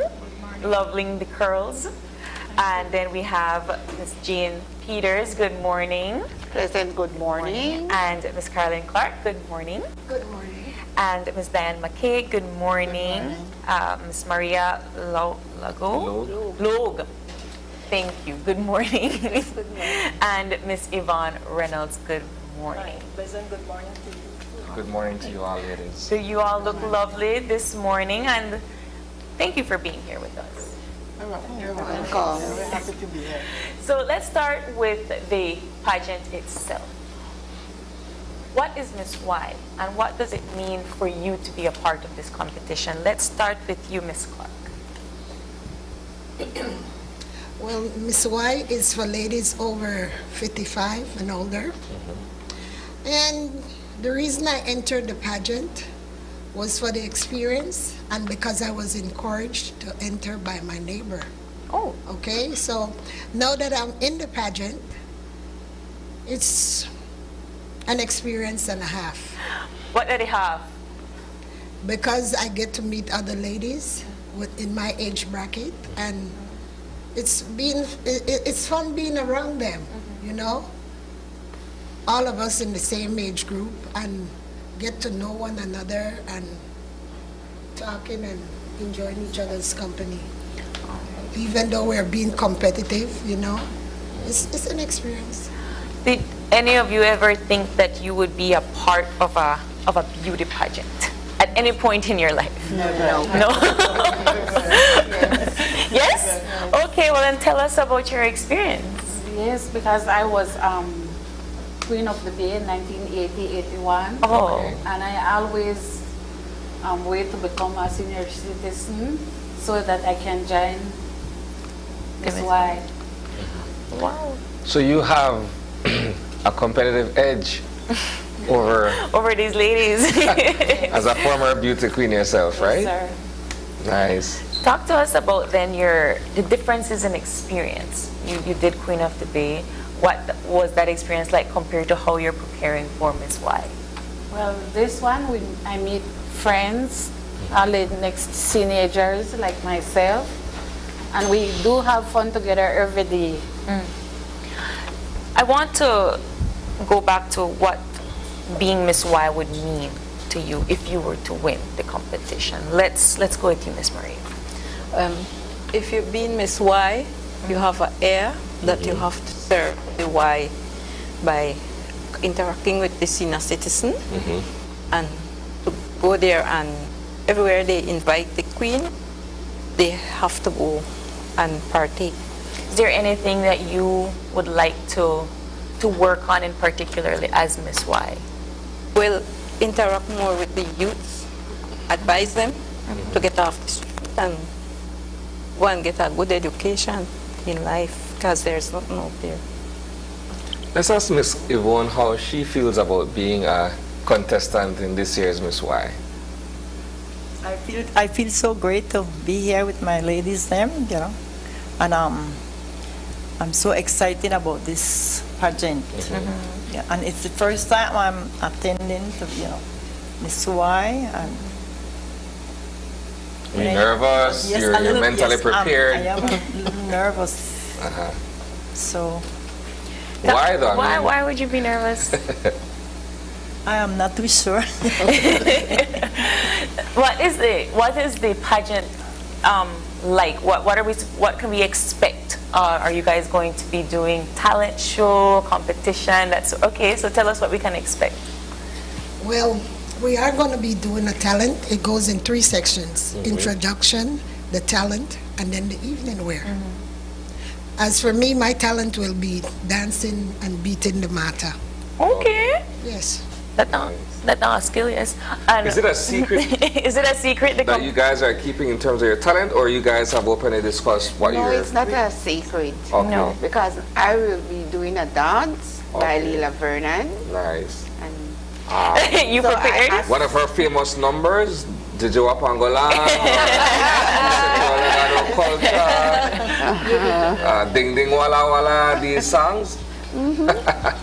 Can you tell us about how the practice has been like for the pageant? What all have you had to do to prepare? The practice is great. Yes. We love the practice. We have no problem going every day to our practice. We enjoy ourselves. What is it like when they have to line you up and tell you, okay, you have to stand up here, Miss Reynolds, or you have to stand up here, Miss Clark?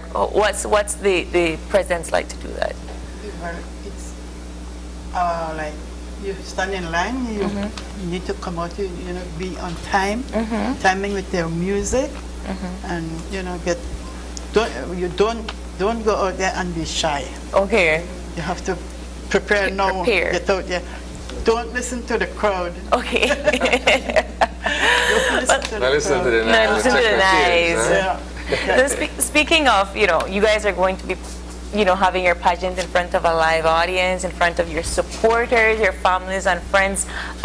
Where are we going to be watching Miss Y? At the Bliss. At the Bliss. At the Bliss, yeah. Okay. Starting at 7 p.m. Okay. And that's this Saturday? Friday. Friday the 21st. And where can I get tickets? Right here. Right here. We have tickets on sale. We have tickets on sale. You don't have to go to the office or at the Bliss. We got it now with purse for sale. You can also get it at the YWCA too, We can go over there and just purchase something. But on a bring for me for my kai buy. Yes, sure. Sure, we got it. And walk with them. And how much is the ticket? 15 and 20. 15 and 20. 20 for the lower tier and 15 for the upper. Yes. And you guys are already seeing seats being sold? Yes. We are working very hard on it. How important is this as an experience for you ladies? I think this is just another part of your journey through life, offering yourself to be Miss Y in the capacity of helping the YWCA. Yeah. How important is this for you ladies? It is important because we will be giving back to the community. We will be supporting the Y and other teenagers out there. We encourage them to come and join us. Come and join us. We have a meeting every Wednesday afternoon at the Y. You're all welcome. Well, we know that Miss Y pageant is not just any ordinary pageant, it's for a fundraiser. Yeah. So why should I purchase a ticket for pageant? Well, to go and see us. Well, of course, apart from to go see on the lovely ladies. Miss Y is a non-profit place, right? So that's like we encourage people to come out, buy the ticket, support, that we can get that effort. Clark? Well, the Y is, like Ms. Jane said, it's a non-profit organization. And we do encourage people to come out and see the pageant.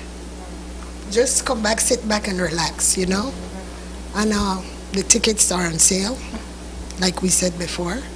And I encourage other teenagers to come and join the Y.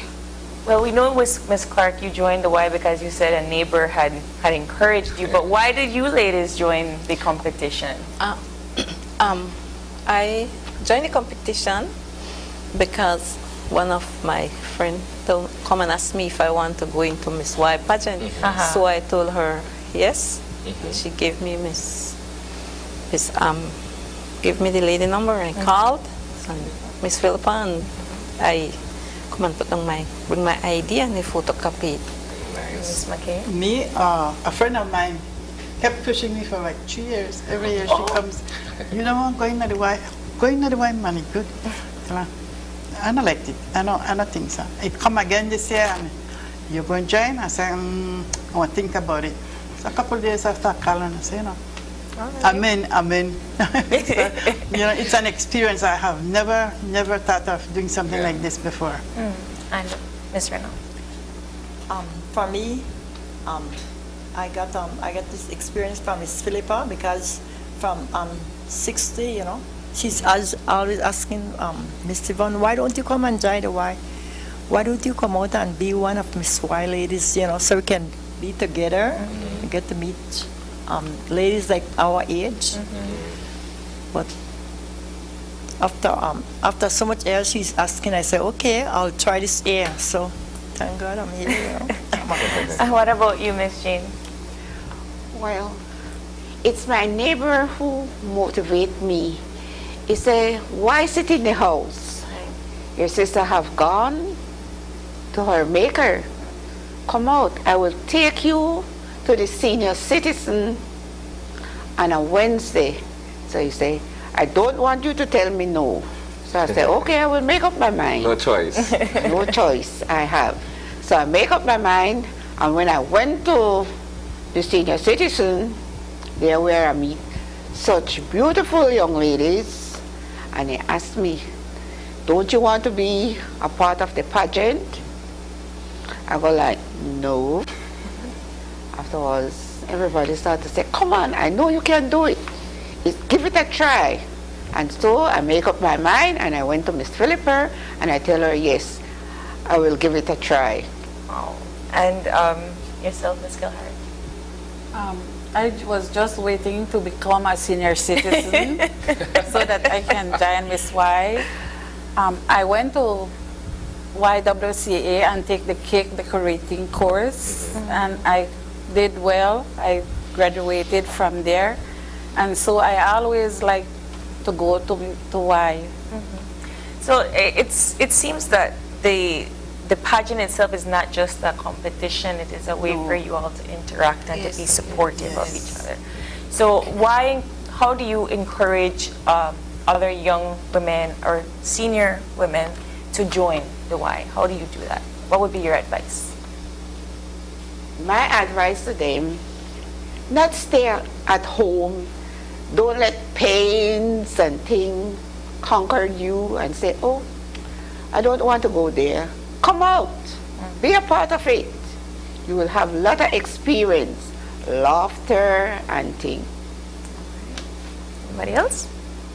Well, if you look at the Y and you encourage other teenagers to come and join, lots of fun. We have all kind of thing going on at the Y. You know, they have the cake baking, the preschool, the daycare, and the pool. There's a pool? Yes, there's a pool. They have a pool. They have a pool there. I think I'll join the Y next. Yeah. I'll wait till retirement and do it. Come on, it's fun. It's fun. I don't have to wait till I retire. No. You're at the pool, are you like, you ready to go? You don't swim? What are you looking forward to the most about the pageant, Ms. Reynolds?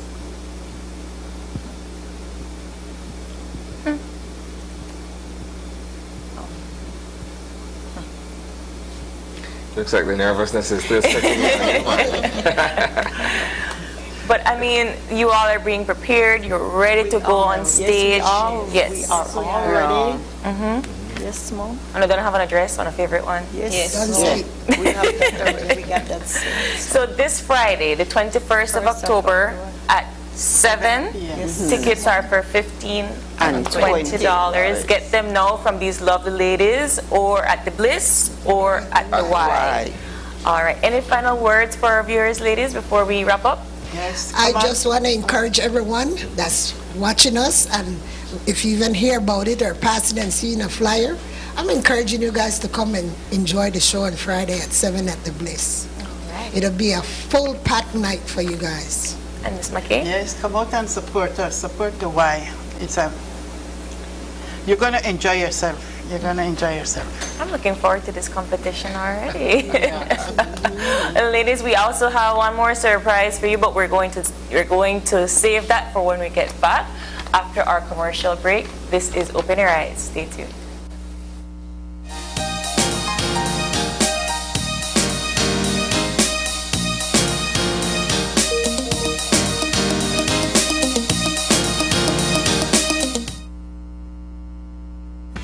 With eCash, bill payment is extremely convenient, and all utility companies accept eCash payments. What's even better? You get to split bills with your roommates, siblings, or whoever you desire. Simply open your eCash app, go to Bill Pay, tap the respective utility company, enter the information, and pay the bill. Then tap the transaction made. Tap Split the bill. Select Evenly. Send the request to who you are splitting the bill with, and get notified when they pay. Talk about making life easy and avoiding confusion. You can split the bill for restaurants, grocery stores, and for any eCash payment you make. To find your next yummy meal, hair treatment, or chill spot, simply open the app and utilize the geolocation service to see nearby businesses that accept eCash. Geolocation and bill payment make life a whole lot easier.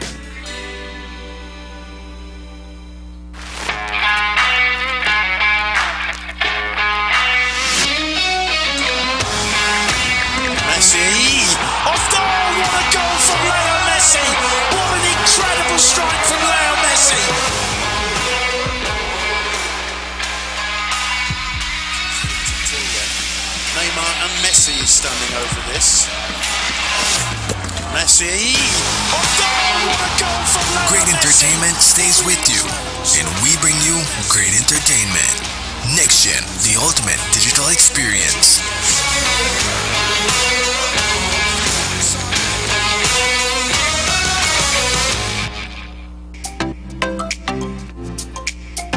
Everyone, including our elderly, needs to stay connected with their loved ones. With Smart's Golden Citizen Broadband program, senior citizens can sign up for 10 megabytes of unlimited internet at a low monthly cost of $25. Citizens over 65 can sign up with a valid ID and receive free installation plus 1 month free on selected broadband plans. Visit a Smart showroom near you for more information on how you can enjoy Smart's Golden Citizen Broadband program. Smart, bringing people together. Great Belize Productions Channel 5, proud winner of 9 Caribbean Media Awards for 2021.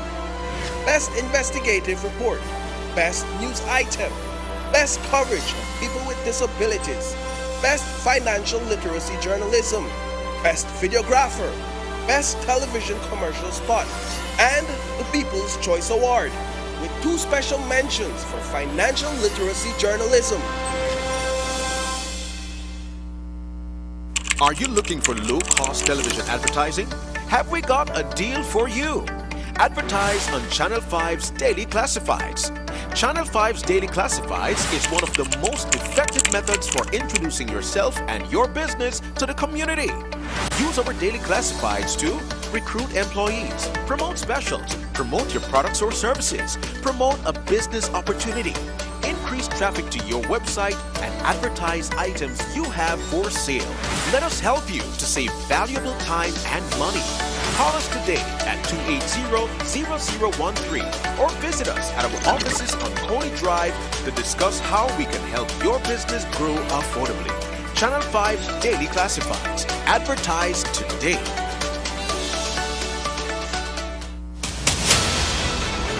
Dwayne Moody, Isani Cayetano, Marian Ali, Paul Lopez.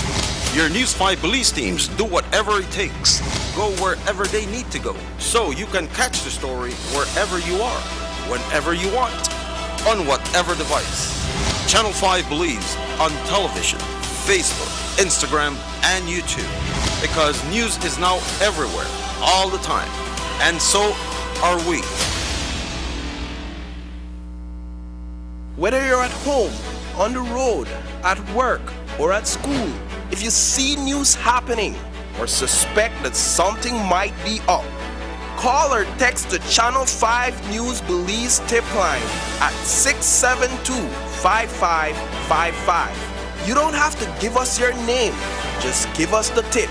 That's 672-5555. Call or text us so we can check it out. When someone you love becomes a memory, the memory becomes a treasure. Channel 5 introduces the Daily Obituaries. The Daily Obituaries will broadcast all death and funeral announcements and memorials to honor your loved one's life and memories. The Daily Obituaries airs on Channel 5 prior to the evening newscast, with subsequent repeats at 10 p.m. and 12 noon the following day. It will also be placed online on our social media platforms, all for a standard package fee. Celebrate their lives and memories with Channel 5's Daily Obituaries. Honor in life and reverence in death.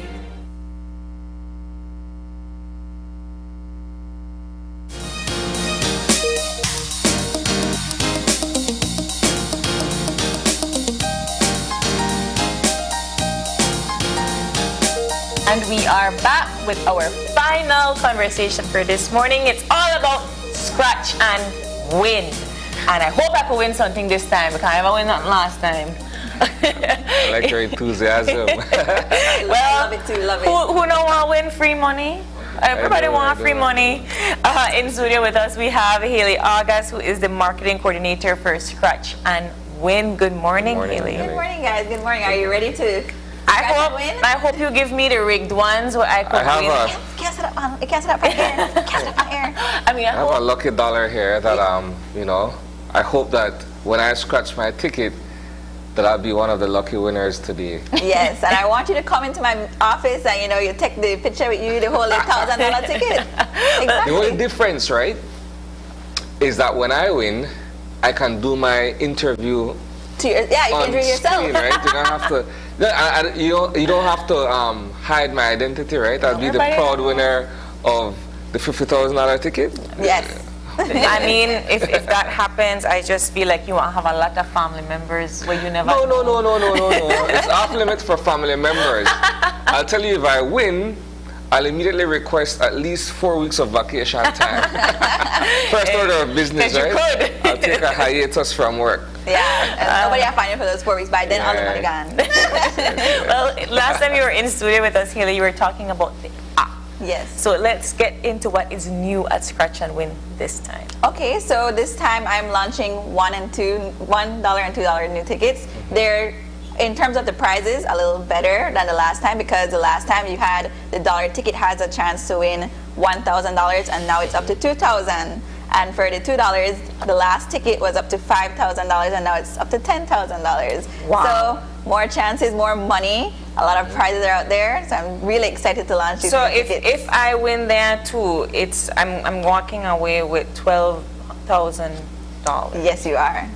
It's a game of chance, though. It's probabilities. What are the odds? What are the odds? I never win these things. The last time she brought them, I think I walked away with $3 or something. But then sometimes that same $3 is what you reinvest, and then you win the $1,000. I have so much. It's called a flip, right? Yes. You flip the money. If you scratch the first ticket, and for whatever reason you don't hit the jackpot, so to speak, but you get a little $5 or a little $10. You can then use that and buy more tickets right there and scratch again. I've had a lot of people say that's how they won. They bought like 2 tickets and maybe won the dollar, and they reinvest it back, and bam, the $1,000 is the next ticket they bought. There it is. So I'm reading the instructions for the $2 ticket, and it says that the winning number will win the prize next to your number. If you find a lucky symbol, you will win that prize instantly. So you don't even have to look for the number, right? If you get the lucky sign, you win the prize instantly. It's the prize immediately beside the word lucky. That's what you win. Right. And then if you find the 5 times symbol, you win 5 times the prize that it shows. Yes. Wow. And then there's one more where you find a 7 symbol, you win all 10 prizes on the ticket. Wow. Man, I don't know about you, but I'd love to have 10 grand right now. Do we get to the live demonstration now? Oh, by all means, go ahead. So tell us about the different winners that you've had over the past few months. I recently had a $30,000 winner in the month of September. She was from San Ignacio, very lively. She was so grateful to win this money. It was on a $3 ticket though, but she was just, this is like my money. I should have hired her to be the spokesperson, because she was just like, oh, Scratch and Win, this is such a good company, and I'm just like, you free marketing. That's what I said. I should have hired her for a commercial. But yeah, our latest big winner was $30,000 in September, but we've also had $1,000 winners in between. So you buy Scratch and Win every now and again? I'll be honest with you, I've never played this game. I'm not, to be perfectly honest, no. To be perfectly honest, I've never participated in games of chance like that. It's just not my thing. So you're not the bolito, right? kind of thing. Not really. Okay. I'm so happy that your first time is with Scratch and Win. So then, how do you play since it's Isani's first time? Okay, so Isani, if you look at your number, your $1 ticket, there is right at the you're gonna scratch right there, right? So at the top, you're gonna see a little, what is it? Coin. Yeah. So that's the number you're going to scratch first, right? Yeah. So that reveals a number, and you're gonna try to find that number, right? So whatever is at the top, that's the number you're going to match, and then the prize is what is immediately below that number. You're also going to look for little symbols. I think it's okay, so yeah. Mine says 12. So you're trying to find 12. Where do I try to find 12 now? In the other little these here? Symbols right there, you're gonna get 5 of them. Okay. So you have 5 chances to win. There's also little symbols that you use. I think it's with a go symbol. If you find that one, you win all the prizes, and it gives you 2 times, and it's 5 chances to win 12. Okay. Sometimes you have all 12s, and then you win everything on the board. Okay, so the first one says here 1 is $4. Well, that doesn't match because you're looking for the number at the top. So if the 12 is at the top, you win whatever the prize is below it. All right, you see, I'm learning this thing as we go along.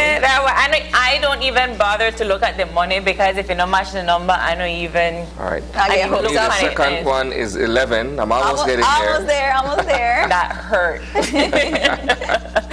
All right, so let's talk about the company itself. You said it's called Lucky Dollar. Yes, not Lucky 1 cent, not Lucky 5 cent, Lucky Dollar. So apart from your new tickets, what else is new at Scratch and Win? You know, I'm in a couple weeks gonna launch another new ticket, so you're gonna see me here again. That one's gonna be very exciting. It's a new mechanic that we've never released before, and it's a highly anticipated ticket, you know. That one, everyone's waiting for that ticket, but I can't reveal too much. But that's fine. But you know, that one, I think a lot of people are gonna be so happy with that one. So, I mean, we never win nothing, so we're going on to the second one.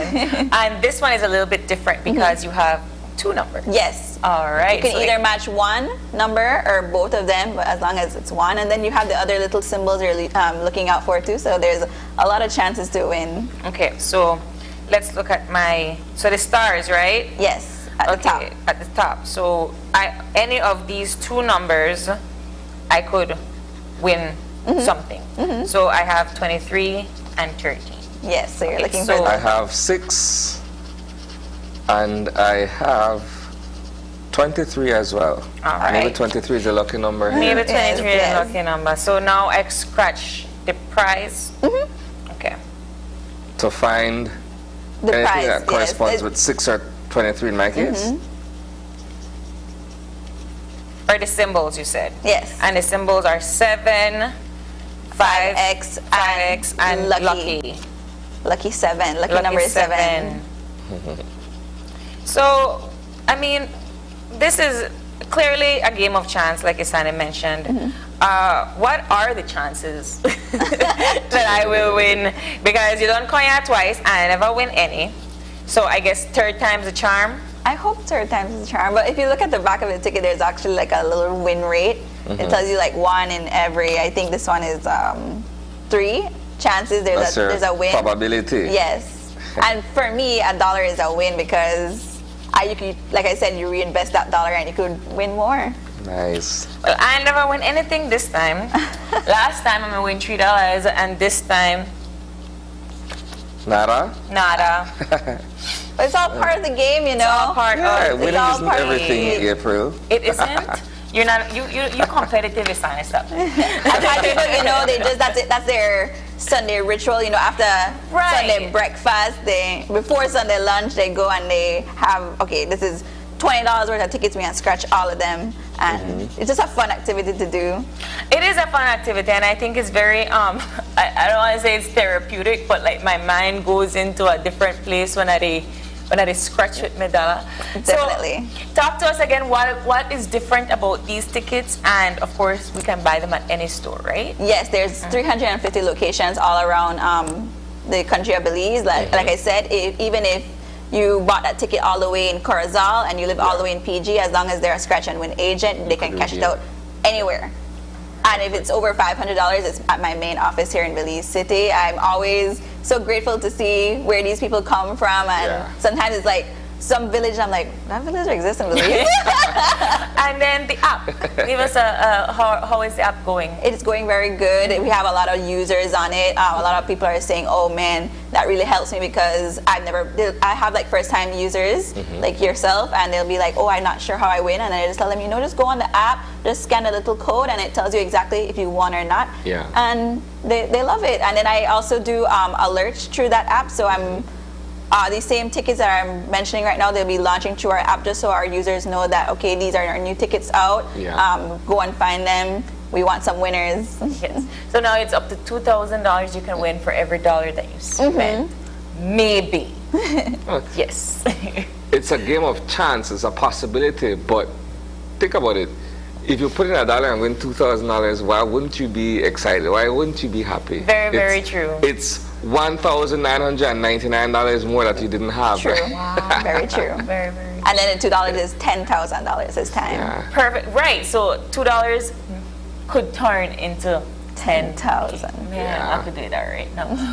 Haley, are there? I should, try my hand a couple more times. I mean, Christmas is coming around. Oh yeah, now that you know how to play. Christmas is when we see like a really big spike in sales. Because everyone has a little bit more money to play around with. So they're like, how about I use this little bit of money I have left over to go and win even more. So that's when a lot of winners come out during December too, because the more people buy, the more people win. So we're so excited for December too. I mean, you brought us $1 and $2 ticket, but up to how much can I purchase? We have 1, 2, 3, 5, and 10. 10 goes for the biggest amount, which is $250,000. Wow. So you could turn $10 into $250,000. Easy. I'll do some budgeting this weekend and set aside some money for Scratch and Win. I'll drop some tickets at your office too. Nice. Haley, any final words for our viewers? Winners, come out. I love seeing you guys at my office. Yeah. You get nervous just now. Put that on this spot. Yes, come out, get your ticket. They're new $1 and $2 where you can win. $1 you could turn into $2,000, and $2 where you can win up to $10,000. Scratch and win, fam. Lucky dollar. Lucky dollar. Thank you, Haley, so much for dropping by. We have to go buy tickets because I never win nothing. What's the first thing you would do with the money?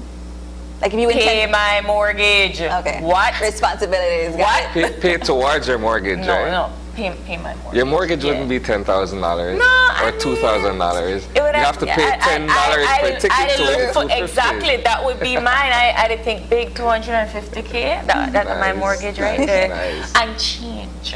Go on a nice vacation like Isani mentioned. Definitely. See me again. I wish I could say the same. If I were to win, I have big expenses. Yeah, sending kids to school is no walk in the park. True. Right? College. Yes. College funds, 100%. It's always responsibilities first, then fun. Yeah. Whatever left is fun. Honestly, it's one of the things that being an adult will. If a teenager wins, Scratch and Win, what would be their response? That's a little tricky because Scratch and Win is for marketed 18 plus. Oh, so if a teenager would win, I would hope that they would give their mom. You're technically a teenager at 18. Yeah. 18, 19, you're a teenager, right? Wow. But you're also an adult, so you could make a decision at 18 as to how you'll spend the money and what you'll do with it, right? That's true. Yeah. Wow. Well, then see, now I'll give you something to think about. Because what if a 16-year-old were to win their prize? I would hope that they would bring their guardian along. Okay. And I would give the guardian the money. Okay. But maybe it's like when you get birthday money and your mom's like, oh, I'll hold on to it for you, and you never get it back. I know. After it leaves the office, that's there. That's it. Yeah. All right. Well, we hope to see more winners come up from Scratch and Win. Yes. And with that, we're going to take our final break, and we'll be back to wrap up. So stay tuned.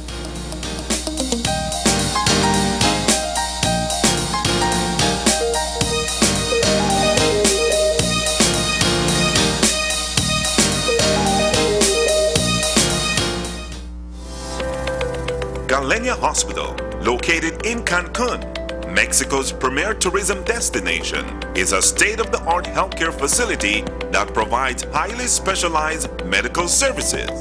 We are Quintana Roo's biggest private hospital with board-certified doctors and staff.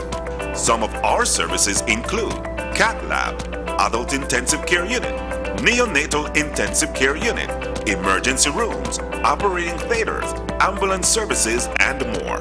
We are a medically accredited hospital by JCI, Accreditation Canada International, and General Health Council, providing extraordinary care in every specialty, from our cardiology department to our neurology center. We are focused on treating the entire person, body, mind, and spirit.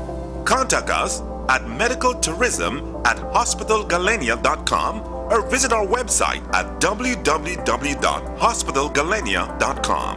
Come to Galenia Hospital in Cancun for a truly personal medical care experience.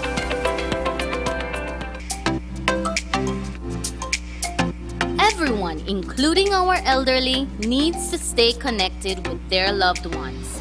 With Smart's Golden Citizen broadband program, senior citizens can sign up for 10 megabytes of unlimited internet at a low monthly cost of $25. Citizens over 65 can sign up with a valid ID and receive free installation plus 1 month free on selected broadband plans. Visit a Smart showroom near you for more information on how you can enjoy Smart's Golden Citizen broadband program. Smart, bringing people together. Your life just got a lot less complicated with Belize Bank Contactless MasterCard Debit Card. Introducing our Standard Debit and MasterCard Platinum Debit Cards. Now you can make purchases anywhere MasterCard is accepted with one tap, pay and go. Your contactless card never has to leave your hands, especially in these times. And your card is embedded with multiple layers of security. Platinum card holders get to enjoy extra benefits like price protection, purchase protection, trip inconvenience, and luggage protection, just to name a few. Start enjoying a cashless lifestyle today with the Belize Bank.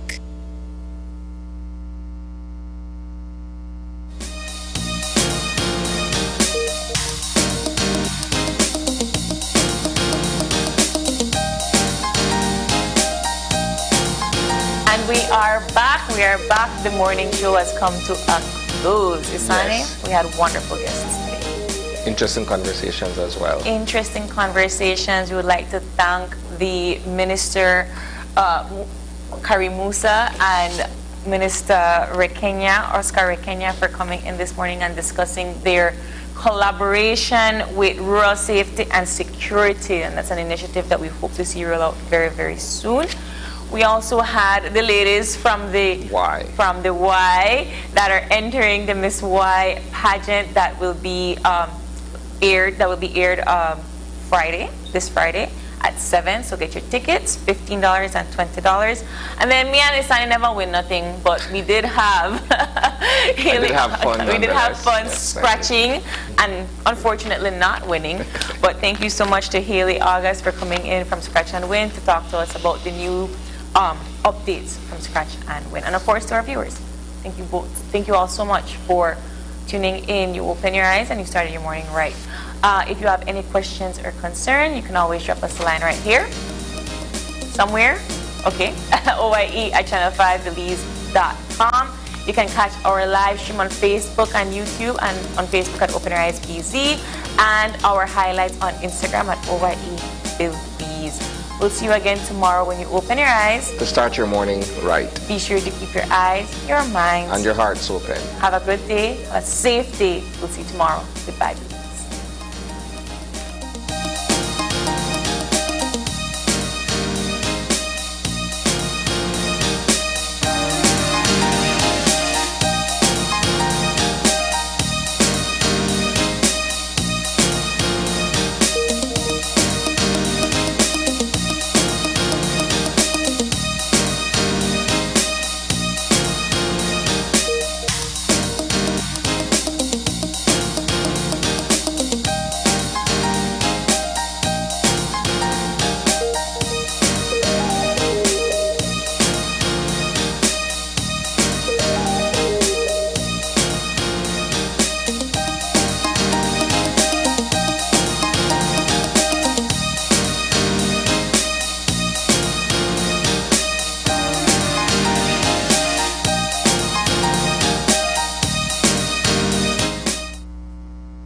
Open Your Eyes was brought to you by the Belize Bank. Our country, your bank.